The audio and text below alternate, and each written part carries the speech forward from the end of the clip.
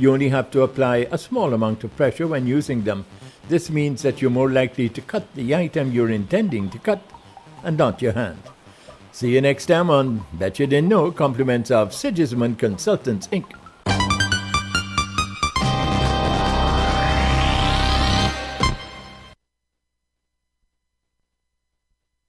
This is News Talk Radio Guyana 103.1 FM. Drink Pepsi Black for max taste, no sugar. Pepsi Black time, 18 hours or 6 p.m.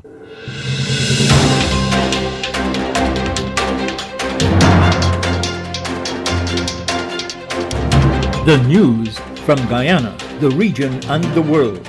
Compiled in the News Talk Radio newsroom and powered by DemeraraWaves.com. The news comes to you with the compliments of Kentucky Fried Chicken, KFC. With the news at 6, I'm Dennis Chabrol. Good evening. First, the highlights. The Guyana Elections Commission will possibly this Friday decide whether a Guyanese applicant or a Jamaican will become the next chief elections officer. Several health sector workers have been charged with forging COVID vaccine cards. In the region, some nurses in Barbados have taken industrial action. Internationally, U.S. President Joe Biden has held rare talks by video link with his Russian counterpart Vladimir Putin amid tensions on Ukraine's eastern frontier. And Chile has become the 8th Latin American country to legalize same-sex marriages. The details of these and all the stories in a moment. After a hard day's work, a lime at the workplace would be great, and even greater and better with KFC, with a wide choice of finger-licking meals in a wide range of sizes. Could be a birthday celebration or promotion, or a lime for no reason at all. Any lime, anytime, anywhere is better and tastier with a delicious meal from any of KFC's 9 locations, including the Amazonia Mall at Providence, open now from 9 a.m. to 10:30 p.m. KFC. It's finger-licking good. And now the news in detail. The Guyana Elections Commission has completed interviewing the 2 shortlisted candidates for the post of Chief Elections Officer.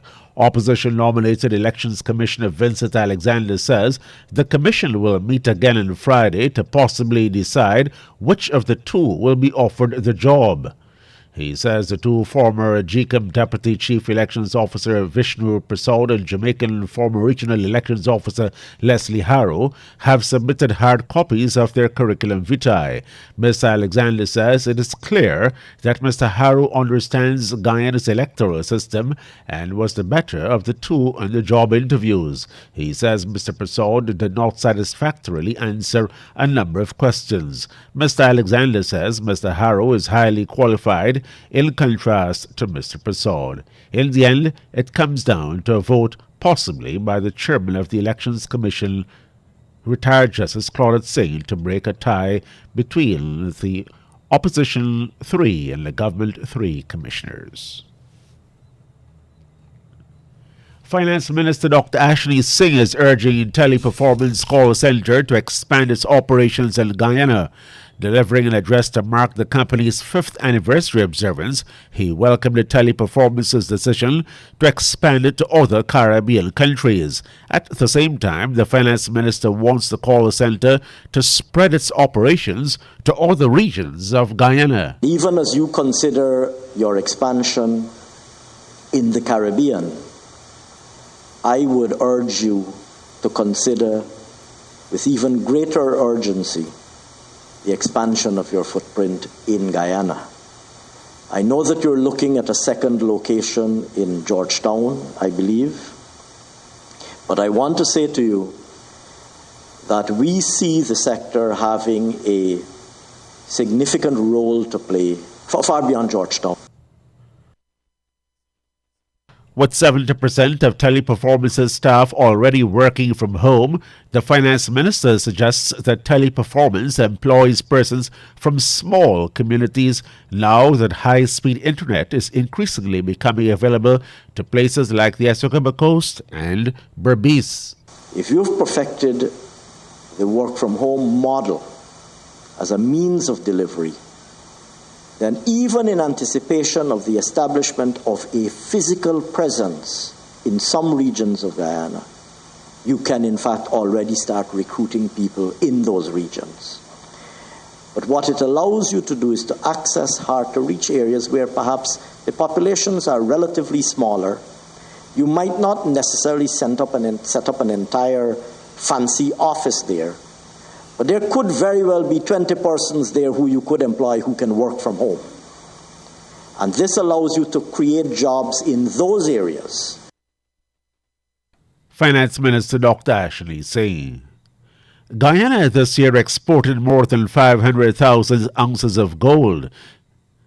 President Irfan Ali made the announcement yesterday during an address to the faculty workshop on microeconomics of competitiveness at Harvard Business School of the Harvard University.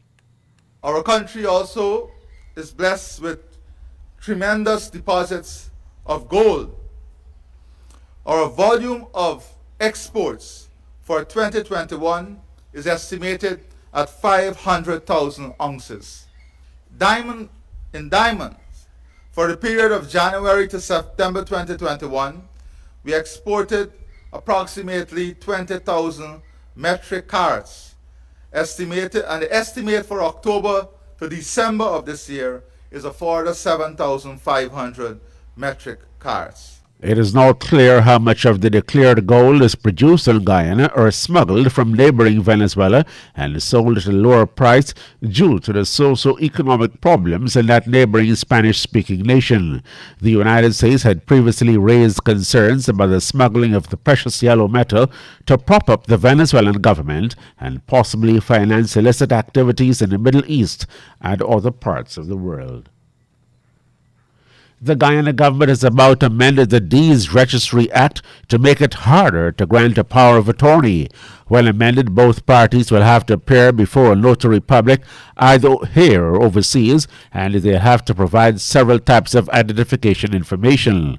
When passed by the National Assembly and signed into law by the President, a notary public or justice of the peace who is suspended, removed from practice, or not registered to perform such functions, that person commits an offense. Further, anyone who certifies or propounds any false statement or document, or who fraudulently with intent to deceive, conceals or withholds or perverts any fact or document pertaining to a power of attorney commits an offense and can be fined $5 million and imprisoned for 5 years. The amendment now requires a donor and the donee to each provide 2 photograph identification documents, identification card, valid passport, or driver's license that establish their identity. However, the proposed amendment states that if the donor of the power is out of the country and the donee is in Guyana, each would have to appear personally before a notary public, magistrate, or justice of the peace in which he is and execute the power of attorney, providing the identification documents. Further, the Deeds Act will be amended to require the power of attorney to specify the names and the numbers of the identification documents of the donor and the donee in the presence of a notary public, magistrate, or justice of the peace and 2 witnesses, and subscribed by the witnesses before being signed, sealed, or stamped before a notary public, magistrate, or justice of the peace. The law would also now require certified and sealed or stamped copies of the photograph identification documents and a separate witness statement where the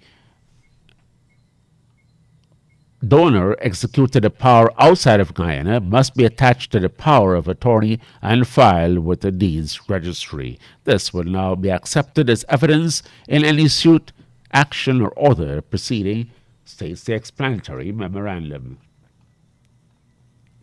3 health sector workers have been charged in connection with forged vaccination cards and have been granted a total of $450,000 bail. The law enforcement agency says 32-year-old screening personnel Andel Valentine of 2136 La Parfait Harmony, West Bank Demerara, and a 29-year-old nurse Tanika Pollard of 109 Golden Grove, East Bank Demerara, were charged with forgery of document with intent to defraud the public. Magistrate Judy Latchman granted them $150,000 bail each when they appeared at the Diamond Magistrates Court. The accused were ordered to return to court on January 20, 2022. Police say they were arrested on Friday, December 3, by a party of police and charged with the offense that occurred between March 1, 2021 and December 3, 2021 at various vaccination centers on the east bank of Demerara. Also appearing before Magistrate Latchman was 21-year-old nurse Olivia Bonus. She was arrested on December 3 and charged on December 7 with allegedly forging vaccination cards. She too was granted $150,000 bail and told to return to court on January 20, 2022. Turning to news now from the Caribbean, some nurses in Barbados have staged industrial unrest. More in this report from Barbados today. Operations at some of the island's polyclinics were affected as some nurses stayed off the job.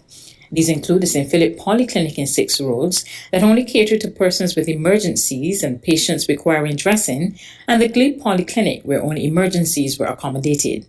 Minister of Health and Wellness, Lieutenant Colonel Jeffrey Bostic, told Barbados today a number of nurses had reported sick. At the weekend, General Secretary of the Unity Workers Union, Senator Caswell Franklin, reported that some nurses at the geriatric hospital walked off the job after being issued with a memorandum by management last Friday, informing staff that the facility will be facilitating weekly testing for employees in accordance with the Emergency Management COVID-19 Safe Zone Directive No. 2. He added that today's sickle at the polyclinics is a continuation of the strike action being taken by the nurses, who are not only aggrieved about the Safe Zone Directive, but also a number of outstanding issues. That report from Barbados today. Residents of the Bahamas are about to pay more for basic consumer items. This is because value-added tax VAT is being increased. More in this report from the Bahamas' Eyewitness News. Economic Affairs Minister Senator Michael Halkitis defending the anticipated increase of value-added tax on breadbasket items, saying it follows expert advice and best practices around the world. During his contribution in the Senate this morning, Halkitis says it is his government's belief that little to no exemptions are what's best for the country and the effectiveness of the tax system. Breadbasket items are currently 0 rated for VAT. However, the government intends to introduce VAT on breadbasket items when VAT is reduced to 10%. Halkitis says that represents a saving across the board. And so in order to take VAT off of those, VAT had to be increased on, for example, in the food stores. So my point in listing all of those, Mr. Deputy, is, Mr. Vice President, is that when you try to bring relief by exempting certain things, and then you have to raise the rate on other things, inevitably people are paying more for those things. However, Senator Ruben Ramming says while he understands what the government is attempting to do, he still believes that adding VAT on breadbasket items will negatively impact the poorest among us. I like the idea of it that there is something that can stay at its most basic minimum. So when the time comes that me or you, Mr. Vice President, ends up being, let's forget about the poor, let's be selfish. Me and you end up to that point that we can only buy corn. That's all I'm simply saying. So let's not disregard, Mr. Vice President, through you, the bread basket item. Let's not disregard the medicines, because I know persons who have been calling me over and over, can't buy the insulin, can't buy the blood pressure medicine, can't pay for the heart medicine. And see, this is what we face, because we got to look forward to say count the house and build a course. The Bahamas' Opposition Senator Ruben Ramming. That report from the Bahamas' Eyewitness News. The 24-year-old man accused of stabbing the Deputy Commissioner of Police of Antigua and Barbuda last week has been remanded to prison. Austin Isaac of Gray's Farm is charged with battery on police, being armed with an offensive weapon, and inflicting grievous bodily harm in relation to Wade. He is also said to have battered and assaulted a woman.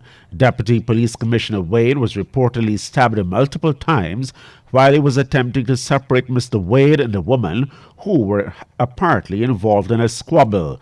The police officer is said to have been attacked by the accused, who allegedly stabbed a senior police officer in the head and both arms. He was treated and sent away. The prosecution objected to bail on a number of grounds, including that the injury sustained by Deputy Police Commissioner Wade could prove to be serious and may consequently result in the charges being elevated to indictable offences.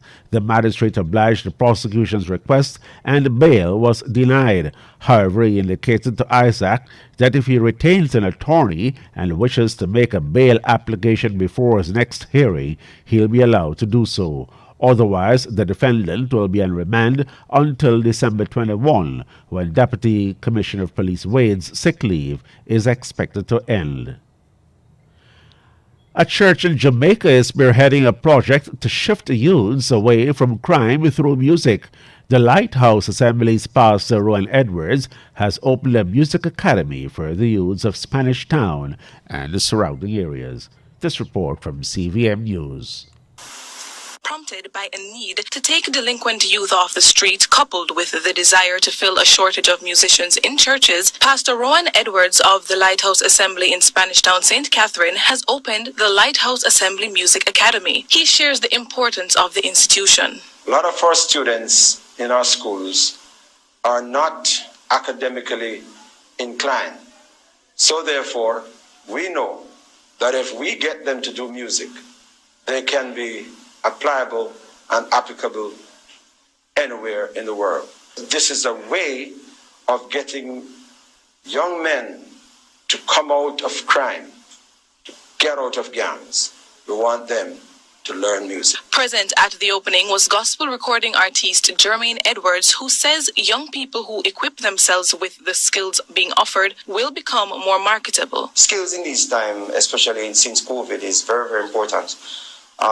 Because it makes you hold a handle when you're multi-talented. You know, many people may have the gift and don't want to use it, and I believe that there is many rooms for others to use their gift and talents for for sakes of going in directions that you're not supposed to be going in, and it can be a positive move. Though millions of dollars have been invested into the school, the courses are free to students who can learn to play an instrument, record music, take up skills in videography or audio engineering. Speaking to the shortage of musicians in churches, chairman of the Spanish Town Ministries Fraternal says these skills will add value to the various spaces these youth interact with. The work that they learn here, they'll be able to take it back to their church. And though churches have moved online, it has been my experience that persons were eager to get back into the building. And so with the education that this institution will provide, they'll be able to upgrade themselves when they get back into the physical space. Janelle Powell, CVM Live.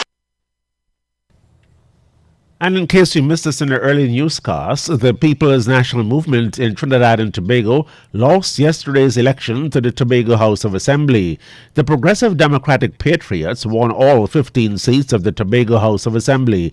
The elections decisively ended an 11-month-long stalemate after the PDP and the PNM had won 6 seats each in the elections held in January. PNM leader for Tobago, Tracy Davidson Celestine, conceded defeat late last night. We were attempting to do something that many other democratic countries couldn't have achieved, which is to try to ensure that we retain 5 consecutive terms in office. But of course, on the heels of the 21st anniversary of the People's National Movement continuing to govern this space called Tobago, there was an election and we did not make it. The people decided, of course, that they want change, and so they voted the other party. Deputy Leader of the PDP, Farley Augustine, says now is the time for all Tobagonians to unite to start doing the hard work without corruption while ensuring fair and equal treatment. He warns Trinidad and Tobago's Prime Minister Keith Rowley that he must not bully Tobagonians or show any bias, or he'll be voted out of office. Let this be a strong message, Mr. Prime Minister, that we in Tobago have rejected your bullying tactics, and that the kind of bullying that is part of the political culture in Trinidad is not welcomed in Tobago. And so, Mr. Prime Minister, even before we get to Thursday's swearing in, I want to say to you that I hope we can have a cordial relationship, because country must come before party and country must come before self. I urge you, do not spite Tobago, because the Tobagonians I know are mighty enough to also get rid of you. Let that be a warning that you ought to respond to us in a dignified manner. Deputy Leader of the PDP, Farley Augustine. And now, for the international news, we go to the BBC World Service. This is the BBC News with Fiona MacDonald. President Biden has told Vladimir Putin of his deep concern about Russia's build-up of forces near Ukraine and warned of strong economic sanctions in the event of military escalation. During their 2-hour virtual summit, Mr. Biden reiterated his support for Ukraine's sovereignty and territorial integrity. Describing the talks as frank and professional, the Kremlin said Mr. Putin proposed annulling all the accumulated restrictions on the functioning of diplomatic missions. From Moscow, John Donnison explains what Mr. Putin wanted from the meeting. His priorities, he'd been saying, was that he wanted some sort of legal guarantee that Ukraine would not be allowed to join NATO. Now, that is something that he has been asking for quite some time, and the Americans have been saying that they don't want to give that guarantee. So I think the issue for President Putin is going to, if you like, how he was going to kind of step back from that red line that he had given. Now, I have to say that in that statement from the Americans, there wasn't really much encouragement for the Russians. The Ukrainian presidency has said the talks between Mr. Biden and Mr. Putin had not produced anything sensational. An official said Kiev supported Mr. Biden's call for Russia to return to diplomacy and ensure de-escalation.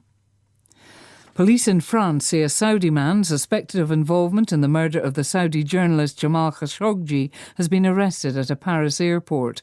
But a Saudi official has said it's a case of mistaken identity. The 33-year-old suspect was detained as he was about to board a plane to Riyadh. Hugh Schofield is in Paris. He's been taken into custody pending proceedings which would normally lead to an extradition to Turkey. We know that the man was travelling on his own passport. There doesn't seem to be any attempt to conceal his identity, and his name was on this watch list, Interpol watch list, because he's one of, I think it's 15 or 20 people who were named after Khashoggi's murder in 2018 as having been part of the team who went out to Turkey from Saudi Arabia and allegedly carried out the killing at the consulate there.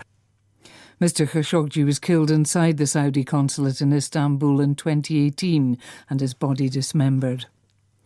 The Vice President of Burundi says at least 38 people have been killed in a fire at a jail in the capital Gitega. Prosper Badzombunza said nearly 70 others were seriously injured in the blaze. Patience Atuhere has the details. It broke out at about 4 a.m. local time when people were fast asleep, the inmates were fast asleep, and therefore it took a while for the facility to be opened for people to get out and get some air, but also save themselves. We understand most of the people who died or got severely injured were elderly prisoners. BBC News. The US has imposed financial sanctions against Iranian, Syrian and Ugandan officials and organisations, it says, are linked to repression and the undermining of democracy. Among those targeted are Iran's counter-terrorism special forces and the commander of its most important domestic security service, Basij. The head of Ugandan military intelligence has also been placed under sanctions over what the Americans called horrific abuse of people on the basis of their nationality or political opinions. A bill legalising same-sex marriage has had a comfortable passage through both houses of Parliament in Chile, which now becomes the 8th Latin American country to authorise such unions. The law will also enable married same-sex couples to adopt children. The winner of this year's Nobel Prize for Literature, Abdulrazak Gurnah, has described as inhumane the responses of Britain and France to migrants trying to cross the English Channel. A record 26,000 migrants have crossed the Channel from France to Britain this year.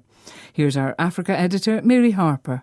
Abdulrazak Gurnah said he found it strange the way language about migrants is constructed. He said racism was used to make them as other as possible from host populations, that panic was created about so-called waves of foreigners coming to overwhelm Britain and France. The Nobel laureate said he simply didn't understand why British ministers refer to migrants as criminals and thieves when some in the government come from immigrant families themselves. The International Olympic Committee says it respects America's decision to carry out a diplomatic boycott of the Winter Games in Beijing because of human rights concerns, but it added that it had always asked for the least possible interference from the political world. China warned the US would pay a price. BBC News. And that's the news to the moment. After a hard day's work, delicious comfort food is all we crave for. There at KFC, they've got you covered with a wide choice of delicious, finger-licking good meals from any of their 9 locations, including the Amazonia Mall at Providence. And there are 6 drive-through locations for your convenience. Their 11 herbs and spices are sure to blow those post-work vibes away every time. It's the perfect way to end a hard day. KFC. It's finger-licking good. Now for a recap of the highlights. The Guyana Elections Commission will possibly this Friday decide whether a Guyanese applicant or a Jamaican will become the next chief election officer. Several health sector workers charged with forging COVID vaccine cards. In the region, some nurses in Barbados have taken industrial action. Internationally, U.S. President Joe Biden has held rare talks by video link with his Russian counterpart Vladimir Putin amid tensions on Ukraine's eastern frontier. And Chile has become the 8th Latin American country to legalize same-sex marriage. The news came to you with the compliments of Kentucky Fried Chicken, KFC.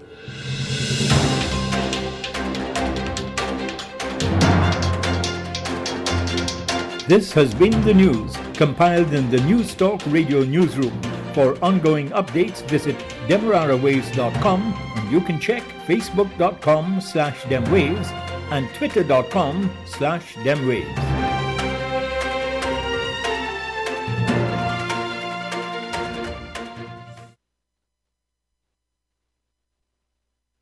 You're still at 103.1 FM. Coming up in a short while, we'll be joining the BBC World Service for the remainder of the evening until Tiana Jordan returns tomorrow morning with another edition of Beat the Clock, rich in music and features. So a good reason to stay tuned with us throughout the evening as we continue to bring you great informative and educative programs. Stay tuned to 103.1 FM. Series, we'll concentrate on what we do well. Not a huge factor from our end. But England have a desperately poor record at Brisbane's ground known as the Gabba.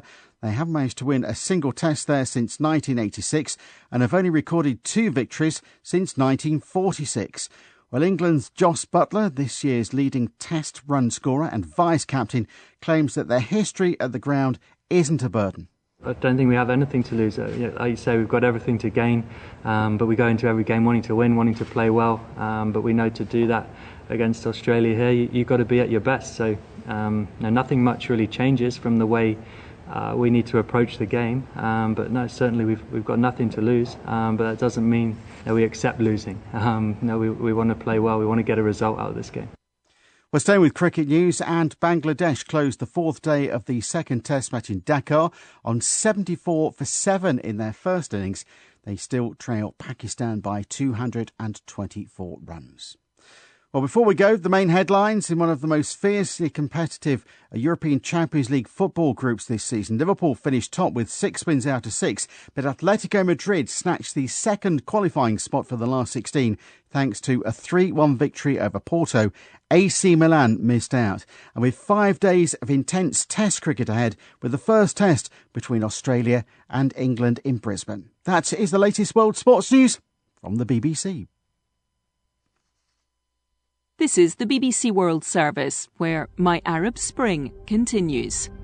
10 years ago, the revolutions that took place across the Middle East and North Africa became known as the Arab Spring. It feels like almost everyone's out on the streets. You can hear the blare of car horns, people dancing, V for Victory signs. Will it be the real change the protesters had demanded? In this series, people are sharing their experiences of life in those countries today. In episode 2, we explore democracy versus economic stability. Many economies where uprisings took place have been affected by war, corruption, and mismanagement. Some political freedoms were won, but millions of people still struggle to make ends meet. I wish that my financial situation remained the same as before the revolution. It is so much worse now. My Arab Spring, Wednesday at 9:20 GMT. Coming up in World Business Report in just a moment, Biden meets Putin on a 2-hour video call as Russian troops mass on the Ukrainian border and the Americans threaten sanctions. We'll look at what's at stake. And a future of superfast grocery deliveries. Once lockdowns disappear, will they have a future? Or do we still have an appetite for food brought to our door? That's all coming up in the next half hour on World Business Report with me, Jamie Robertson. BBC News with Fiona MacDonald. In a 2-hour virtual summit with the Russian leader Vladimir Putin, President Biden has expressed his deep concern about Moscow's troop build-up near Ukraine. Mr. Biden reaffirmed his support for Ukraine's sovereignty and warned of strong economic and other measures in the event of an invasion.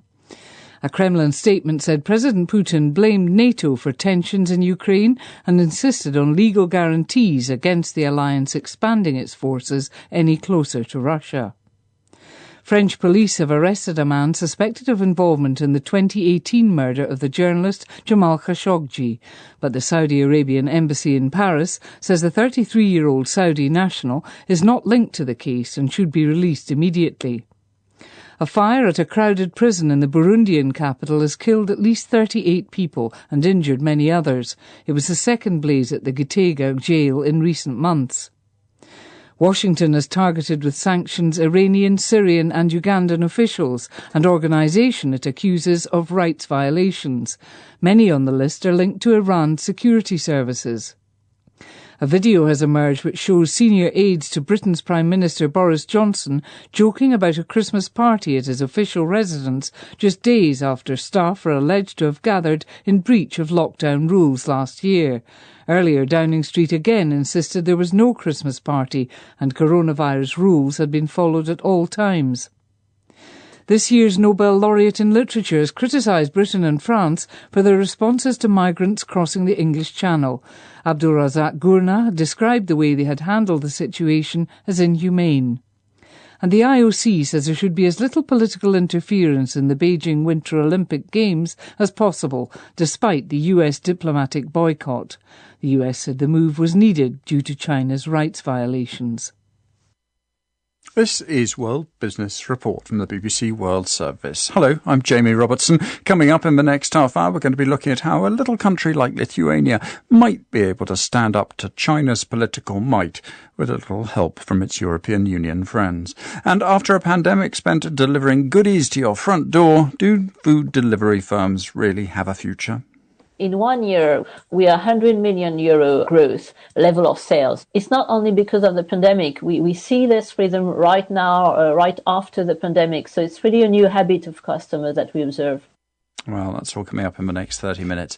First, US President Joe Biden and his Russian counterpart, Vladimir Putin, have held a lengthy virtual summit. In the 2-hour meeting, Mr. Biden voiced deep concern over Russia's build-up of forces near Ukraine and warned of strong economic sanctions in the event of military escalation. Mr. Putin demanded legally binding security guarantees that would rule out NATO's eastward expansion or for a reduced US military presence in the region. The National Security Advisor, Jake Sullivan, gave reporters more details of the call between the two leaders. President Biden was direct and straightforward with President Putin, as he always is. He reiterated America's support for Ukraine's sovereignty and territorial integrity. He told President Putin directly that if Russia further invades Ukraine, the United States and our European allies would respond with strong economic measures. We would provide additional defensive materiel to the Ukrainians above and beyond that which we are already providing.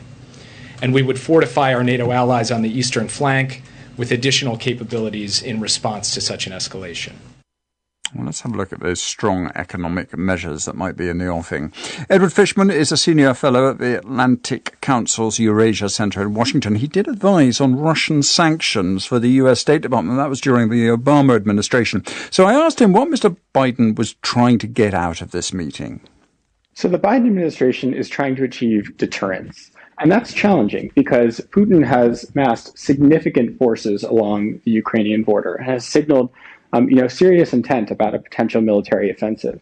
Ukraine is not a member of NATO, and so doesn't sort of by definition or by treaty necessarily require the U.S. to come to its aid militarily. So what the Biden administration is trying to do is to show that very serious economic consequences would go into effect should Putin act. And I do think that today's meeting, coupled with the readout from the call that Biden had with European leaders yesterday, does send that signal to President Putin. Do you think it's realistic that Russia would invade Ukraine? I mean, why would they? What would they gain from doing something like that? It's a good question. And I do think that, sometimes you have to ask yourself, is this happening in 2021, right? A military invasion into a neighboring country. But I do think it is realistic. And in fact, Russia did invade Ukraine in 2014 and annexed a large part of its territory, the entire Crimean Peninsula, and has had forces in Ukraine and been aiding Ukrainian separatists ever since. They also invaded Georgia in 2008.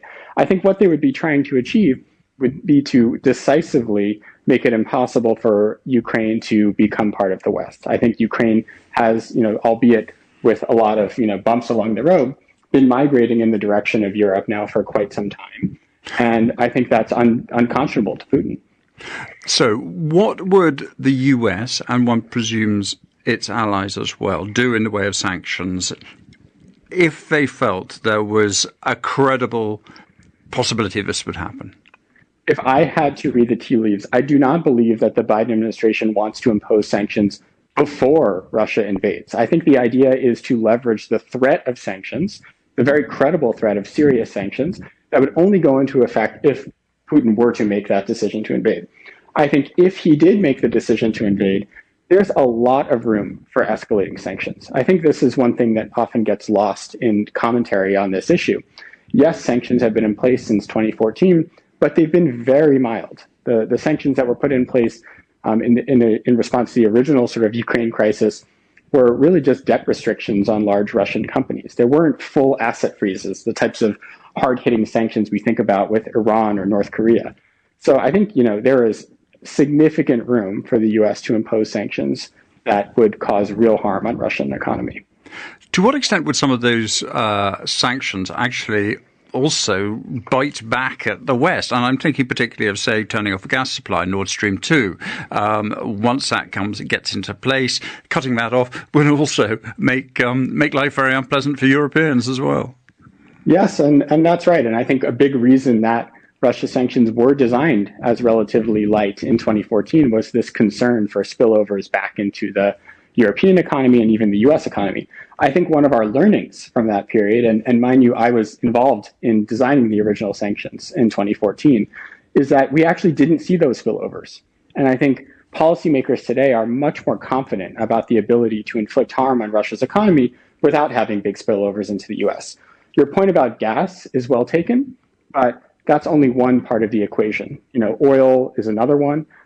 There's also Russian banks that are heavily dependent on Western financing, as well as defense companies. So I wouldn't just view gas as the only option here. Okay, from your experience of knowing how to apply the squeeze with sanctions, what's the best way to hurt somewhere like Russia if you wanted to do it with sanctions? Great question. And I really think it goes to what we call full blocking sanctions. These are the types of sanctions that cut off a company from the entire international financial system and make it impossible for them to transact in dollars or euros. Thus far, the United States and the European Union have not really imposed these types of full blocking sanctions on major Russian companies. I think were the US and the European Union to impose full blocking sanctions on a handful of major Russian state-owned banks, perhaps some of the major Russian energy companies, you wouldn't have to sanction the entire economy. Just taking a few of those actions would send a message to markets that Russia is an incredibly high-risk jurisdiction to be doing business in. And I think you see the private sector vote with their feet and pull capital out of Russia quite rapidly. One of the great resilient characteristics of Russia is it seems to be able to resist a lot of the kind of poverty which countries in the West just wouldn't be able to stand. It's a tough country. And when you carry out sanctions on a country like that and you make living standards go down, actually a lot of that bounces off Russia, doesn't it? I think that's a fair point. And I do think that the objective of sanctions would not be to hurt everyday Russians. And in fact, I think the objective would be primarily to make it hard for the Kremlin to achieve its strategic goals, to impact Russian government finances. Of course, that could spill over into the sort of regular Russian economy, and indeed would. But your point is well taken. And I think the important takeaway there is that sanctions are most impactful before they are imposed, right? I think if Putin does decide to invade Ukraine and the US and Europe respond with these sanctions, I'm very pessimistic about the possibility of sanctions reversing an action that Putin has already decided to take. The point of maximum Western leverage, Jamie, is right now. It's before Putin has made that decision to invade. And that is why President Biden took 2 hours to meet with President Putin today. That's Edward Fishman there of the Atlantic Council. Now to the markets. A dramatic 3% rise on the Nasdaq on Tuesday put the index in record territory again. Joe Saluzzi is the partner and co-founder at Themis Trading, based in New Jersey. What did he make of this huge rise? The sell-off is almost like a quick memory at this point. The Nasdaq seemed like it was going lower. I think there were a lot of shorts getting involved. People were getting nervous, and as interest rates were being talked about rising, they will hit the tech stocks first. So any sort of higher interest rates, they're going to get hit first, as they did after the Powell talk when he was talking about speeding the taper, when the Fed chairman said he would speed up the taper. So Nasdaq got hit the worst. Since they got hit the worst, they're coming back the strongest now, which is to be expected. But question now is, have we shaken off all the bad news, and is there still bad news out there, and we're just not, paying attention anymore? What would you say is the attitude towards risk at the moment? Is it risk on, is the expression?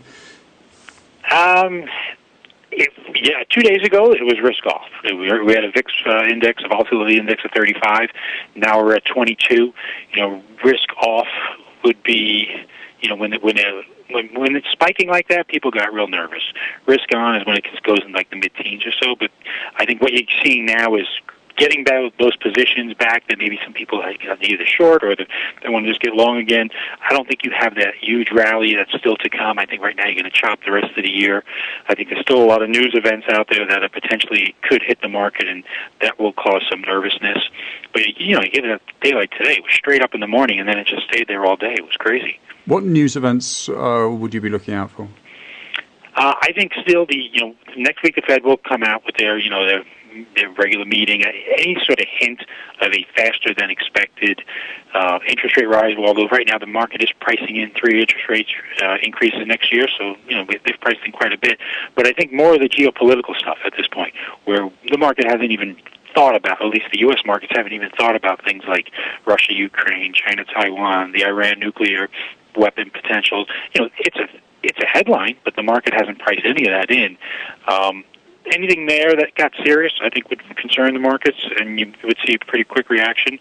But other than that, it seems like it's looking past Omicron. It doesn't seem that it cares about Omicron anymore. It doesn't seem to care about the Fed at this point. But, the geopolitical ones, I think, are still to be determined. Jess Lucy there from Themis Trading. Just a word on the numbers. The Dow was up about 1.5%, and it was the Nasdaq, as I said earlier, was up 3%. S&P 500 also did very well, up 2%. FTSE in London was up 1.5% at 7339.9. Now, how can a country like Lithuania, with a population of 2.5 million and an economy, well, a quarter the size of Elon Musk's bank balance, if you must know, how can that stand up to the power of someone like China? The question became all too pertinent when the country agreed to host a modest Taiwanese diplomatic presence in its capital, Vilnius. Beijing imposed a block on Lithuanian exports crossing into China. Then something changed. Earlier on Tuesday, 5 Lithuanian freight trains were given Chinese custom clearance and then departed for China. Now, the reasons for the change are unclear, but there may be some levers that a European Union country like Lithuania could be able to pull in the future. The EU's new global gateway, this is what we've been reporting on extensively last week, and also an anti-coercion policy, and this is due to be proposed by the European Commission on Wednesday. Finbar Birmingham is the Europe correspondent from the South China Morning Post in Brussels, and earlier I spoke to my colleague Fergus Nichol. The Lithuanian exporters who had said that they were essentially stopped from exporting to China have been able to do so. So when they tried on Friday to enter their country of origin as Lithuania on the Chinese customs portal, there was no option. Lithuania had been ostensibly removed, wiped from the Chinese system. Now, this morning, when some of these exporters went to try again, it had miraculously reappeared.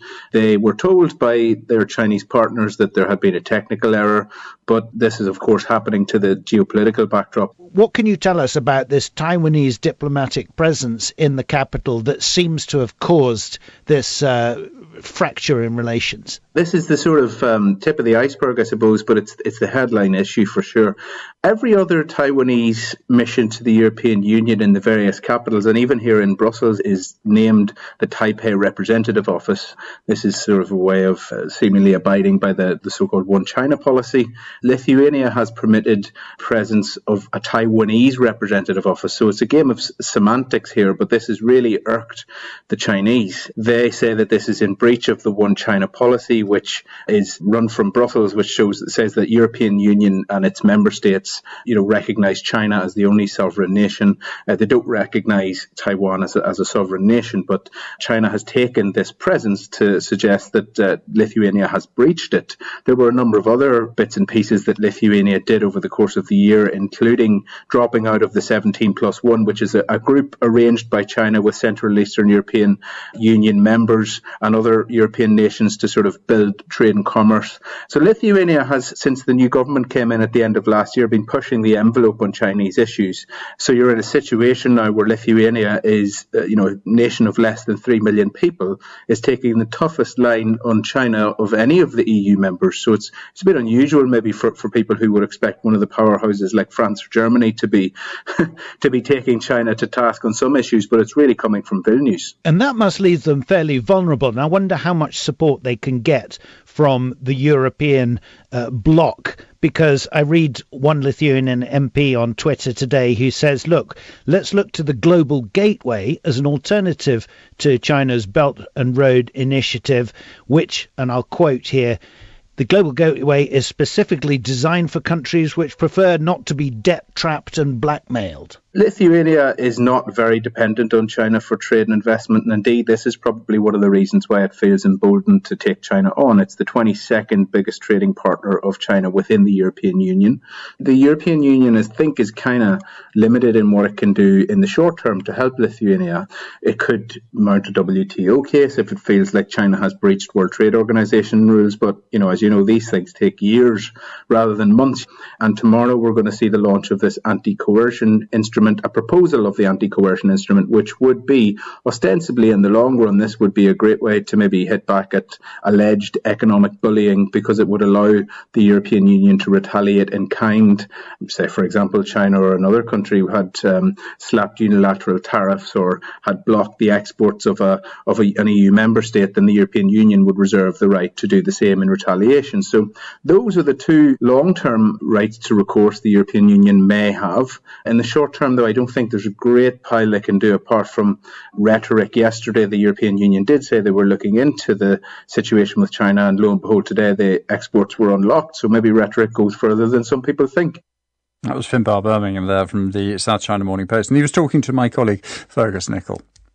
Now, one of the phrases that caught investors' imagination during the pandemic was the stay-at-home stocks. These are shares in the companies that were making money bringing services to your home, be they movies or telecoms or food. And on the subject of food, super fast grocery delivery apps are actually still booming. Are apps that deliver from the shop floor to your front door in minutes just a pandemic-era fad? Or are they a bit more than that? And are they, in fact, here to stay? My colleague Victoria Craig has been looking at these deliveries and finding out. About 2 weeks ago, I was standing in my kitchen staring at my washing machine. Not because I wanted to watch my wet clothes take a spin, but because the smell of burning rubber made me rush in. As you can hear, something is clearly very wrong. And if I thought the smell filling the kitchen air was bad, the one permeating a week's worth of workout clothes inside was even worse. After trying and failing to get it out with a wash in my neighbor's machine, I realized I really needed reinforcements. But it was 9 p.m. on a Sunday, and none of the shops in my neighborhood were open. Not wanting my clothes to marinate in the stench overnight, I opened an app on my phone. I added a container of odor remover to my basket, clicked pay, and within minutes, it was at my door. Hi. This kind of ultra-fast convenience ordering is not new, but it has caught fire during the pandemic, with lockdowns giving startups in the sector room to thrive. Now, rather than putting on a pair of shoes, grabbing the keys, and heading to our nearest shop, we can open an app on our smartphone and order everything from cat litter to guacamole and have it in our door in as little as 10 minutes. Billions of dollars have been invested in the space, and consumers are eating it up. Experts say this is only the beginning. This might be the latest sign of the fever pitch the trend has reached. At a coffee shop in central London, baristas are slinging the latest brews, the lights are low, and influencers are posing for selfies with branded swag bags. This shop, at least for the afternoon, belongs to GoPuff to celebrate the company's launch in the UK. Yakir Gola is the co-founder and co-CEO of the 8-year-old US-based superfast delivery company. We launched GoPuff in college. I was doing deliveries because I was only one with a car out of my friends group, going to the local store and said there has to be a better way to get convenience delivered. Sophomore year in college, we launched it. And, fast forward to today, right? We've been operating for 8 years. We have over 500 micro-fulfillment centers in over 1,000 cities. We have a near 80% market share in the U.S. So why London? Why was this your first expansion city? It's super early days for the category. I think if you look at, percentage of online sales for convenience and instant needs is super small. And so I think the UK is a start and London is just a start. There's so much competition here, though. How are you going to stand out? What is your plan to get more customers to your platform? I don't think we've had a problem of doing that. We believe when you deliver a great customer experience, that's the best form of marketing, so that's what we're going to do. Micro-fulfillment centers are the secret to success for super-fast delivery companies like GoPuff. They are essentially corner shops, only open to the company's delivery drivers and staff. At this, one of GoPuff's 500 fulfillment centers, workers are bagging the latest order. It's 4 bags of Monster Munch, 4 boxes of dried pasta, and a package of plastic shot glasses. But the options on these platforms are not limited to big-name brands and shelf-stable items. Wheezy, one of GoPuff's competitors, offers to bring its customers cuts of meats from local butcher shops, whole meal kits from artisan kitchens, and fresh pastries made daily by nearby bakeries. Yeah, so croissant section.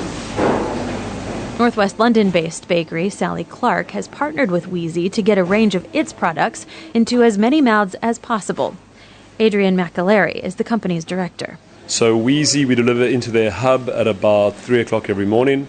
So the product is 3 to 4 hours old when it gets to them. So what percentage of your business does Wheezy account for then? Wheezy is still very small. We've looked at that segment of the market before. Wheezy, however, seems to be the one that really wants to offer that neighborhood feel and that upmarket. So we are doing one of their hubs at the moment.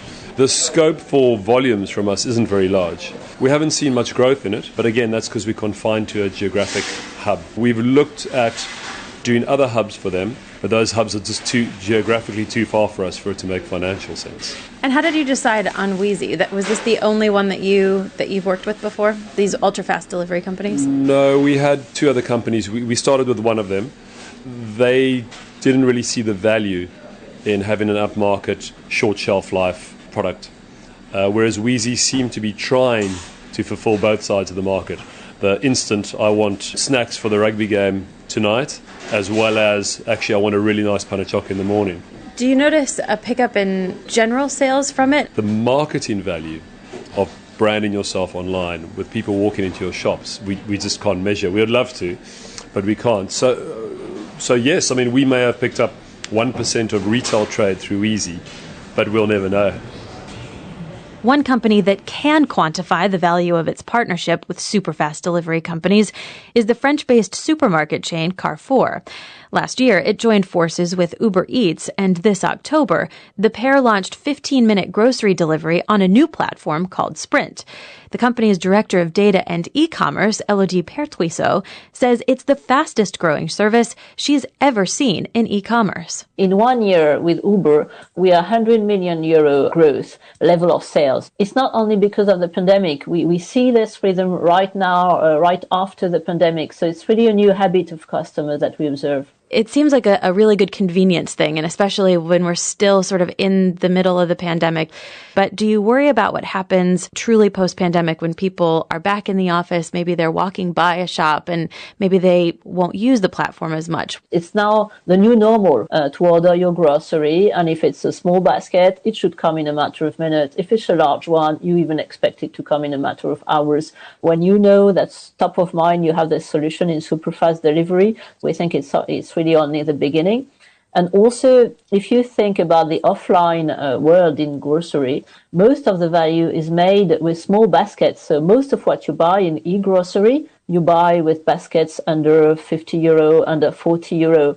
And this part of the market is not addressed with a traditional, I would say, e-grocery, which is more large baskets. So really express and quick commerce will be able to address what we all need, this kind of small baskets, instant convenience basket that you need for whatever reason, because you have dinner tonight, because you're cooking, because it's more convenient to you not to go down the street with your baby. You know, you have lots of situations. The boom in demand Carrefour has seen is the same kind of red-hot expansion the entire sector has experienced during the last nearly 2 years.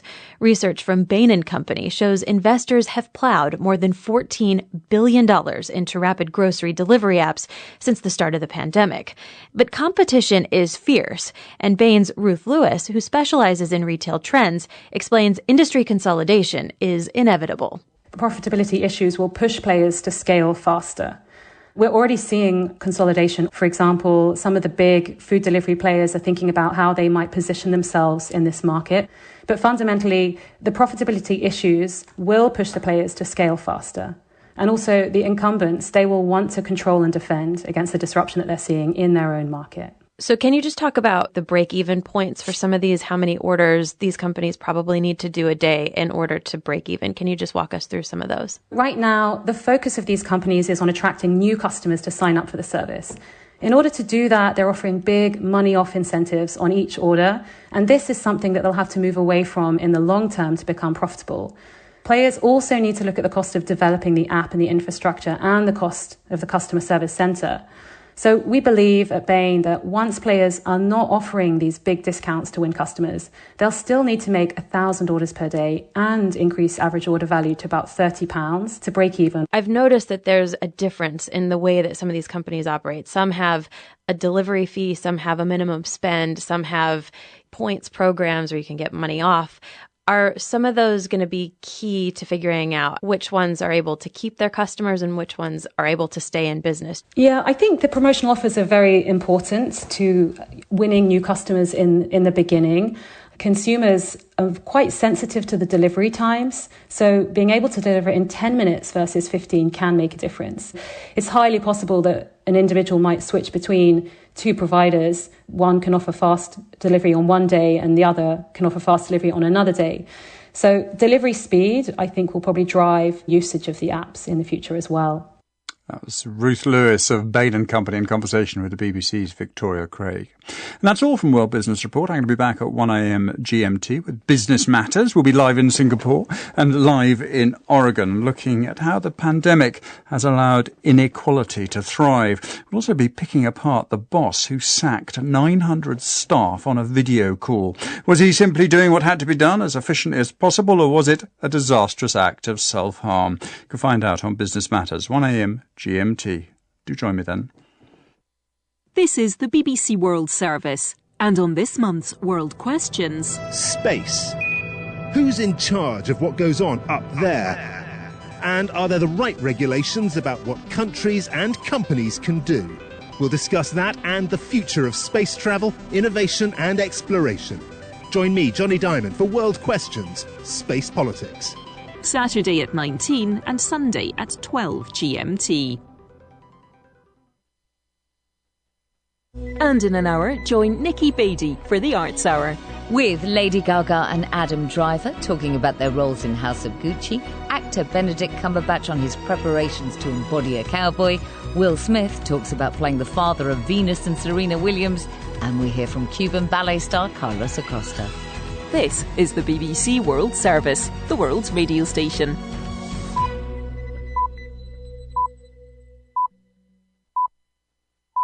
Coming up after the news, it's People Fixing the World with me, Chavi Sachdev. This week, one solution helping to fix two problems. The first is food waste. In India, lots of fresh produce ends up in the bin. It's not inedible, it just looks less than perfect, so it doesn't get picked for sale. 50% mall waste जाता था. This year, at least 50% of the tomatoes were rejected. Could simple metal tables that heat up in the sun be the answer? They're called solar dryers. They dehydrate food and preserve it before it goes off. Operating them are otherwise unemployed women living in rural parts of India where the crops are grown. We are very happy. There was no work in this area before. They gave us work. We have an income now. This is something which is really changing the dynamics of the village. Find out how the dryers work and what difference they're making. That's all coming up after the BBC News. This is the BBC News with Fiona MacDonald. President Biden has told Vladimir Putin of his deep concern over Russia's build-up of forces near Ukraine and warned of strong economic sanctions in the event of military escalation. During their 2-hour virtual summit, Mr. Biden reiterated his support for Ukraine's sovereignty and territorial integrity. From Moscow, John Donnison reports. In a statement, the Kremlin described the talks as having been frank and businesslike. It said President Putin had stressed Russia was not to blame for the current tensions, saying NATO was making dangerous attempts to assimilate Ukrainian territory. It said Russia was seriously interested in obtaining legal guarantees that would rule out further NATO expansion into Eastern Europe. But there was no word on President Biden's response to that. America has always rejected such demands in the past. The Ukrainian presidency has said the talks between Mr. Biden and Mr. Putin had not produced anything sensational. An official said Kiev supported Mr. Biden's call for Russia to return to diplomacy and ensure de-escalation. French police have arrested a man suspected of involvement in the 2018 murder of the journalist Jamal Khashoggi, but the Saudi Arabian embassy in Paris says the 33-year-old Saudi national is not linked to the case and should be released immediately. The suspect was detained as he was about to board a plane to Riyadh. Hugh Schofield is in Paris. He's been taken into custody pending proceedings which would normally lead to an extradition to Turkey. We know that the man was travelling on his own passport. There doesn't seem to be any attempt to conceal his identity, and his name was on this watch list, Interpol watch list, because he's one of, I think it's 15 or 20 people who were named after Khashoggi's murder in 2018 as having been part of the team who went out to Turkey from Saudi Arabia and allegedly carried out the killing at the consulate there. Mr. Khashoggi was killed inside the Saudi consulate in Istanbul in 2018.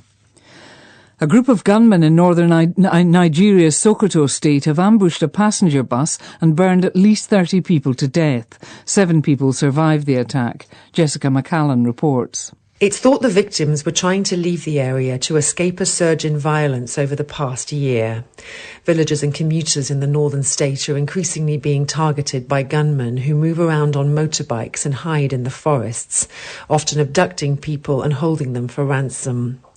More than 11,000 people fled Sokoto state for neighbouring Niger last month. The US has imposed financial sanctions against Iranian, Syrian and Ugandan officials and organisations it says are linked to repression and the undermining of democracy. Among those targeted are Iran's counter-terrorism special forces. BBC News. A video has emerged which shows senior aides to Britain's Prime Minister Boris Johnson joking about a Christmas party inside his official residence, just days after staff are alleged to have gathered in breach of lockdown rules last year. The video from December last year shows the Prime Minister's then Press Secretary, Allegra Stratton, joking and laughing with colleagues who ask her about reports of a party there. On Tuesday, Downing Street again insisted there was no Christmas party and coronavirus rules had been followed at all times. A bill legalising same-sex marriage is at a comfortable passage through both houses of Parliament in Chile. The country now becomes the 8th in Latin America to authorise such unions. Nicholas Rocha has more details. Despite their strong Roman Catholic backgrounds, in the last few years Latin American countries have been approving same-sex marriages. Chile had been awaiting this bill since 2017, when it was sent to Congress by the then President Michelle Bachelet. It has the support of the current President, Sebastián Piñera, who's expected to sign it into law later this month. The country had legalized same-sex civil unions 6 years ago, in 2015, but now same-sex couples will enjoy the same rights as any other couple, such as adopting children. 4 university lecturers in Morocco have appeared in court accused of offering students better grades in return for sex. A 5th lecturer is to appear in court on Wednesday on charges of indecent assault and battery. The winner of this year's Nobel Prize for Literature has described as inhumane the responses of Britain and France to migrants crossing the Channel. The Tanzanian-born novelist Abdul Razak Gurna said he didn't understand why British ministers referred to them as criminals and thieves when some in the government came from immigrant families themselves. BBC News. People fixing the world. Hello and welcome to People Fixing the World from the BBC World Service. We're the programme that looks for solutions to problems facing the planet. This week, a clever way of tackling food waste in India. I'm Chavi Sachdev. Welcome to my kitchen in Mumbai. I've just got the kettle going and I'm going to use this hot water to soak and rehydrate a couple of tablespoons of tomatoes. They don't sound squishy like you'd expect because they're solid. They've been dried into small chewy squares. Imagine cutting a postage stamp in half and then half again. They're that tiny and they're deep red and they smell earthy and tart and yummy. What's special about these tomatoes is that they would have been left out to rot if it wasn't for the solution I'm going to tell you about. While I make myself a tofu tikka masala curry, I'm going to show you the clever way in which they've been preserved, and what would have happened if they weren't. The problem we're looking at today is food wastage at source. Something like 30% of all vegetables grown in India don't even leave the farms.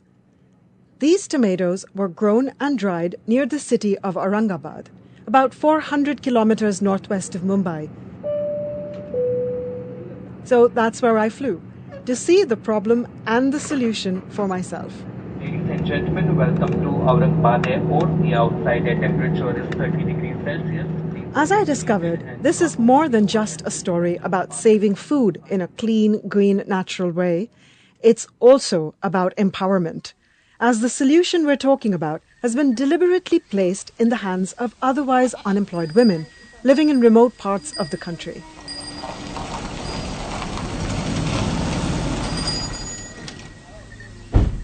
I've come to Derhal village in Aurangabad district and I'm talking to farmer Madan Saud. ठीक है, आप अपना परिचय देंगे? मदन सौदे। और आप क्या-क्या उगाते हैं? टमाटर, अदरक। I grow ginger, onions and also 2 varieties of tomato. In India, most of the produce people eat is grown in small farms.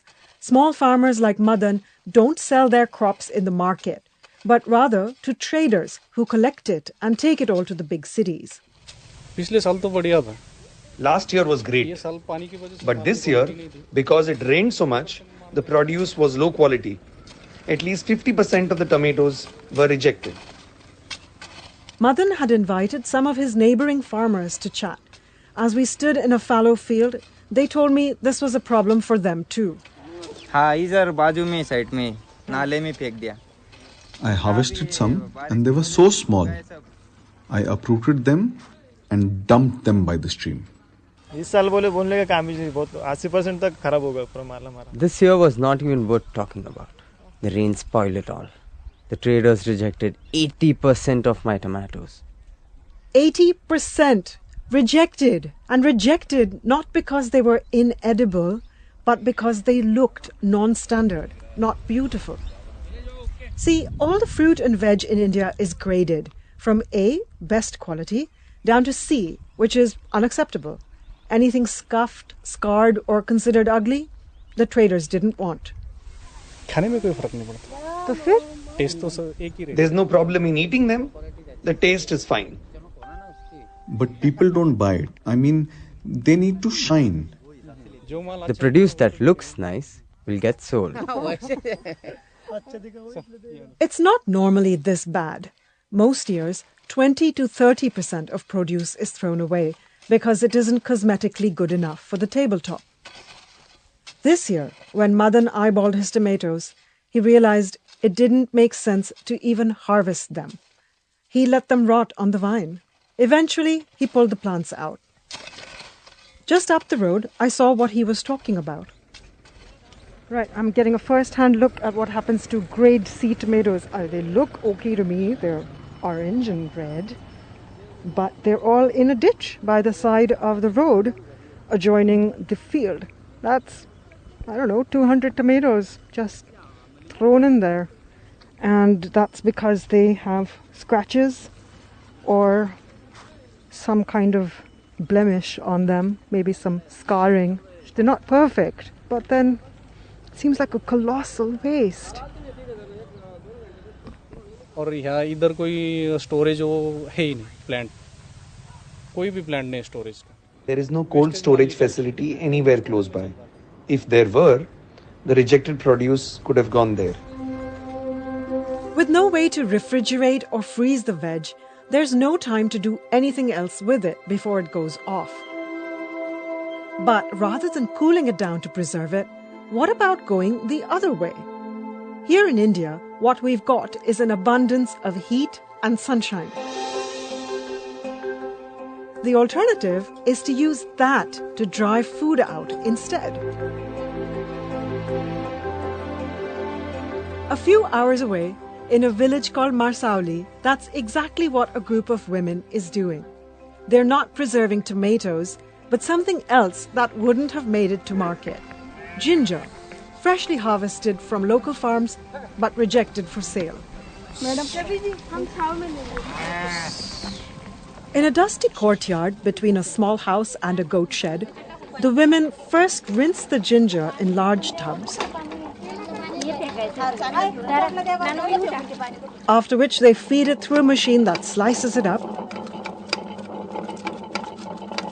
And for a little while, they fan dry it so it's not too wet. Then they take it around the corner to a contraption that doesn't look like it belongs here. It's called a solar conduction dryer. They're about the size of a table tennis table on metal legs divided into 4 sections. There is what looks like a chalkboard that slides in and out, a tray, covered with a plastic polymer that also blocks out the UV rays. As I watch, the women are scattering the chopped ginger onto the metal trays and then sliding them back into the dryer. Each dryer has 4 trays that can take about 5 kilos. The key thing about this dryer is it's not powered by solar panels, electricity, or batteries. All it does is intensify the heat from the sun to dehydrate and preserve the fruit or vegetables before they can spoil. So dehydration or drying is a form of a technology where you take out the water from the food. The moment you take out water to a level where microorganisms cannot grow, food can be preserved for more than 1 year. These dryers are designed by a company called S4S Technologies. Vaibhav Tirke is the brains behind the tech. So what we do in solar conduction dryer is we convert the solar radiations into heat in a very simplistic way. Use the solar energy, convert to heat, rise the temperature of the plate and heat the material so that it can take out the moisture. Although the temperature outside may be 31 degrees centigrade, inside the dryer it can get up to 75 degrees.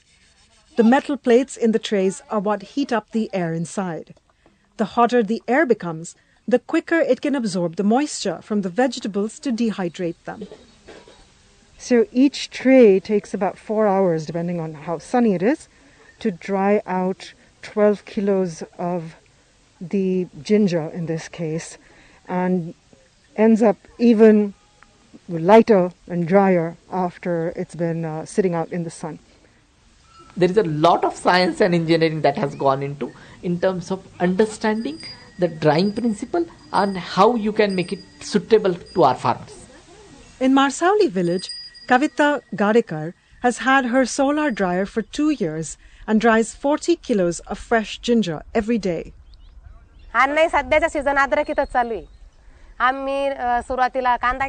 It is ginger season now. When I started, I did onions, then garlic, now ginger. The way it works is that the company, S4S, collects the imperfect but edible fruit and veg from local farmers. Every 3 days, they take a van full of fresh produce to the women who dry it. Then they reload it with whatever's been dried. I wash the vegetables at night. I start cutting and drying at 8 in the morning. Then I weigh it, pack it and seal it. Different crops have their own instructions for drying. The cutter and the flatbed dryer run on electricity and the S4S pays the electricity bill. In Kavita's village, there are 20 women with at least one dryer. Each woman makes about 6,000 rupees or $80 a month. After Kavita and her colleagues pack up their dried produce, it goes to an S4S factory in Aurangabad for quality control and a second round of processing. Here, it can be powdered or cut into smaller shapes, depending on who buys it and how they want it. We are doing majorly vegetables, which includes tomato, onion, ginger, garlic in various formats, in powder, flakes, bits, granules, whatever format that you need, and also do some amount of carrot, French beans, sweet corn and green peas that we are just launching. Nidhi Pant co-founded S4S Technologies with Vaibhav. Their food gets distributed to hotels, restaurants and caterers who buy the dehydrated produce and use it in their kitchens to cook gravies, curries, and dals. Every time you get any food from Indian Railways, while you're traveling on the train, they use our products. Then there are customers who add it into their own products. These include large manufacturing units like Nestle, Marico, Capital Foods, MTR. In India, their carrots and onions are in most instant noodles and savory breakfast mix. And if you're outside India, their ginger and turmeric are in many brands of garam masala powder or tandoori marinade. These products are more convenient for them. They do not have to store the produce in any way. There is no labor engagement that is required, and also these products have longer shelf life.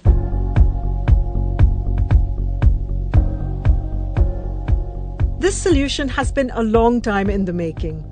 Nidhi's co-founder, Vaibhav Tirke, was thinking about this problem even as a boy when he used to do the weekly grocery shopping for his family. That's when he noticed how perishable food is. Mom was working, dad was working. So weekly, I have to go for buying fruits and vegetables from the weekly bazaar. And we used to have it on Tuesday. If I go in the morning, the vegetables were really high cost, fresh. By the end of the day, they used to sell at whatever the price because they don't have a way to store it. And at India level, we are seeing 30 to 40% food getting lost. Just to give an idea, it is almost 60 million tons of food. It means that every family in India, each and every, can be gifted a 5 kg bag of fruits and vegetables every week.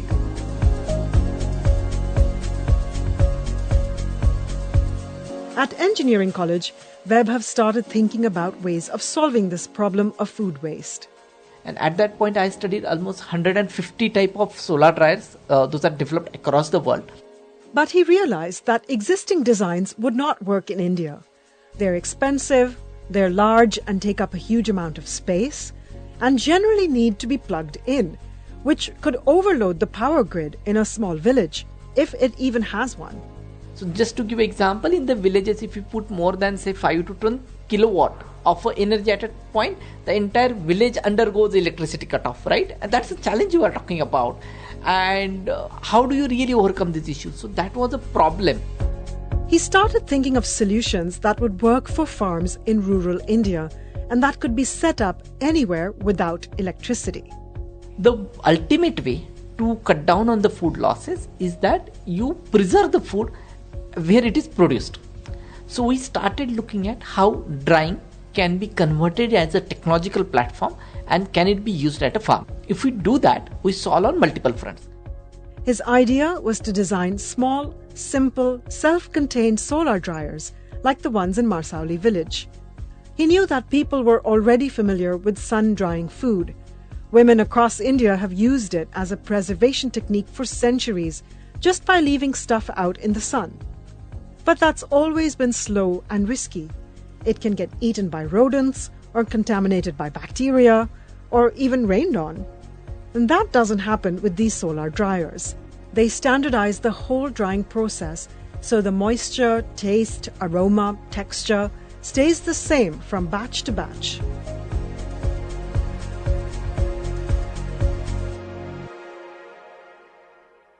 S4S are very positive about the impact of their work, but I wanted to get an independent view. Dr. Madhura Swaminathan is an economist at the Indian Statistical Institute in Bangalore and has looked extensively at the issue of food security. She says that the best way to stop food loss in the absence of cold storage facilities is drying or even pulping perishable produce at the source or in farms. But the key thing is scale. Not just having one giant processing unit, but lots of microplants spread around near where crops are grown, in the way S4S is doing.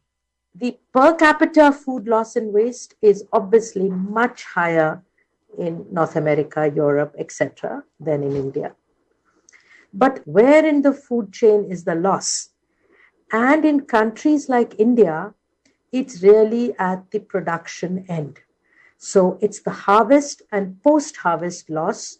So I think this is a very important point that We need small scale units. We need low cost units which can be easily bought, if not by individual farmers, by a farmer producer organization or a cooperative. I have seen other small scale dryers, but not solar dryers. So I think that this is definitely a good initiative. The only note of caution she sounds is that it may not work everywhere, especially in areas that get a lot of rain. So what do you do if you have 10 rainy days? At the level of the village farm, they may not be able to use it. And so the tomato crop may be lost. So I think this is very important. We have to have renewables and solar dryers and solar other things. So we need multiple alternatives. Where electricity is there, you could have electric machines too. Dr. Swaminathan says the impact of food loss at source is huge. Environmental benefits include saving water and soil resources, as well as transportation and supply chain costs. And saving this food itself is crucial for India.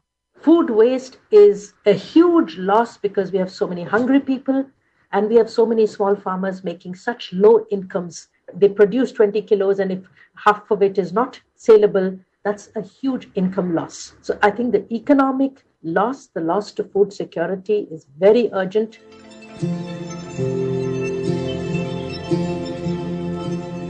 As say they save 40 million kilograms of vegetables from rotting in ditches and streams every year. But the impact goes far beyond food waste. It's also profoundly changing the lives of the women who work with S4S. Fewer than 20% of Indian women have jobs. Co-founder Nidhi Pant says employing women is part of a conscious policy to address this. And she says she's really seen the impact. This is something which is really changing the dynamics of the village, where so many women today have an assured additional income directly going in their hands. So they have really found a new identity for themselves, where they are not only climate warriors, but also the decision makers in the family. So that's really very satisfying. Seeing that how far they all have come, have found confidence, how their kids perceive them, it's such a big booster for them. All of them are also now formally a part of the financial system, that today they have a bank account, they are eligible for loans because there is a cash flow, there is an earning that the bank can see. And back at the village, the women running the dryer agree.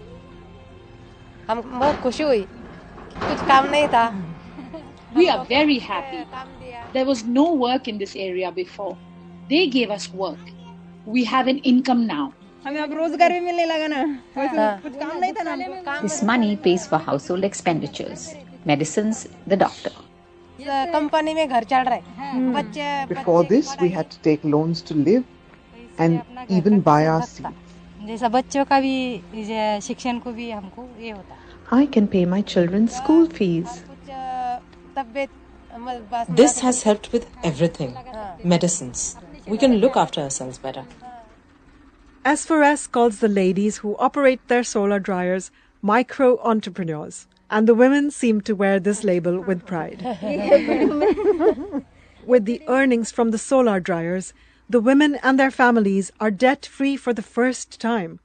Okay, very good. I asked them, have they got any loans? And they said nahi, which means no. I asked if they're done with paying interest, and they said ha, which means yes. S4S currently works with 800 women across the country, but there are many others hoping to join. 3,000 women are on the waiting list. The company's ambition is to scale up in a big way, employing more women across India, as well as increasing the fruits and vegetables they process and dry. But S4S has to go carefully. They can only source and dry what the market wants from them. We have certain limitations in capacity, and that's where we are really working hard to increase these capacities as quickly as possible so that we can buy more and more and stop these losses. The best part of working with S4S is that we don't have to compromise profit for purpose or purpose for profit, and we work at an intersection of agriculture, gender and renewable energy. So definitely our driving impact at each end.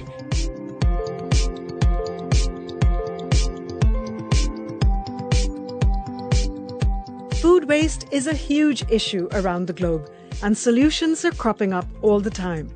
Recently, the city of Milan won the £1 million Earthshot Prize for its efforts to redistribute supermarket and canteen waste. It's a problem we've talked about before on this program, and it's one we'll talk about again in future episodes. For instance, we plan to look at how black soldier flies can be a solution to dealing with unsold market waste in Africa. Right, I'm back in my kitchen now, and I'm serving myself the tofu tikka masala I made from S4S ingredients. And I can tell you that the rehydrated, unpretty veggies do the job. They cook up just like they should. But knowing that they're empowering and employing women, as well as preventing food waste, now that leaves a really good taste in my mouth.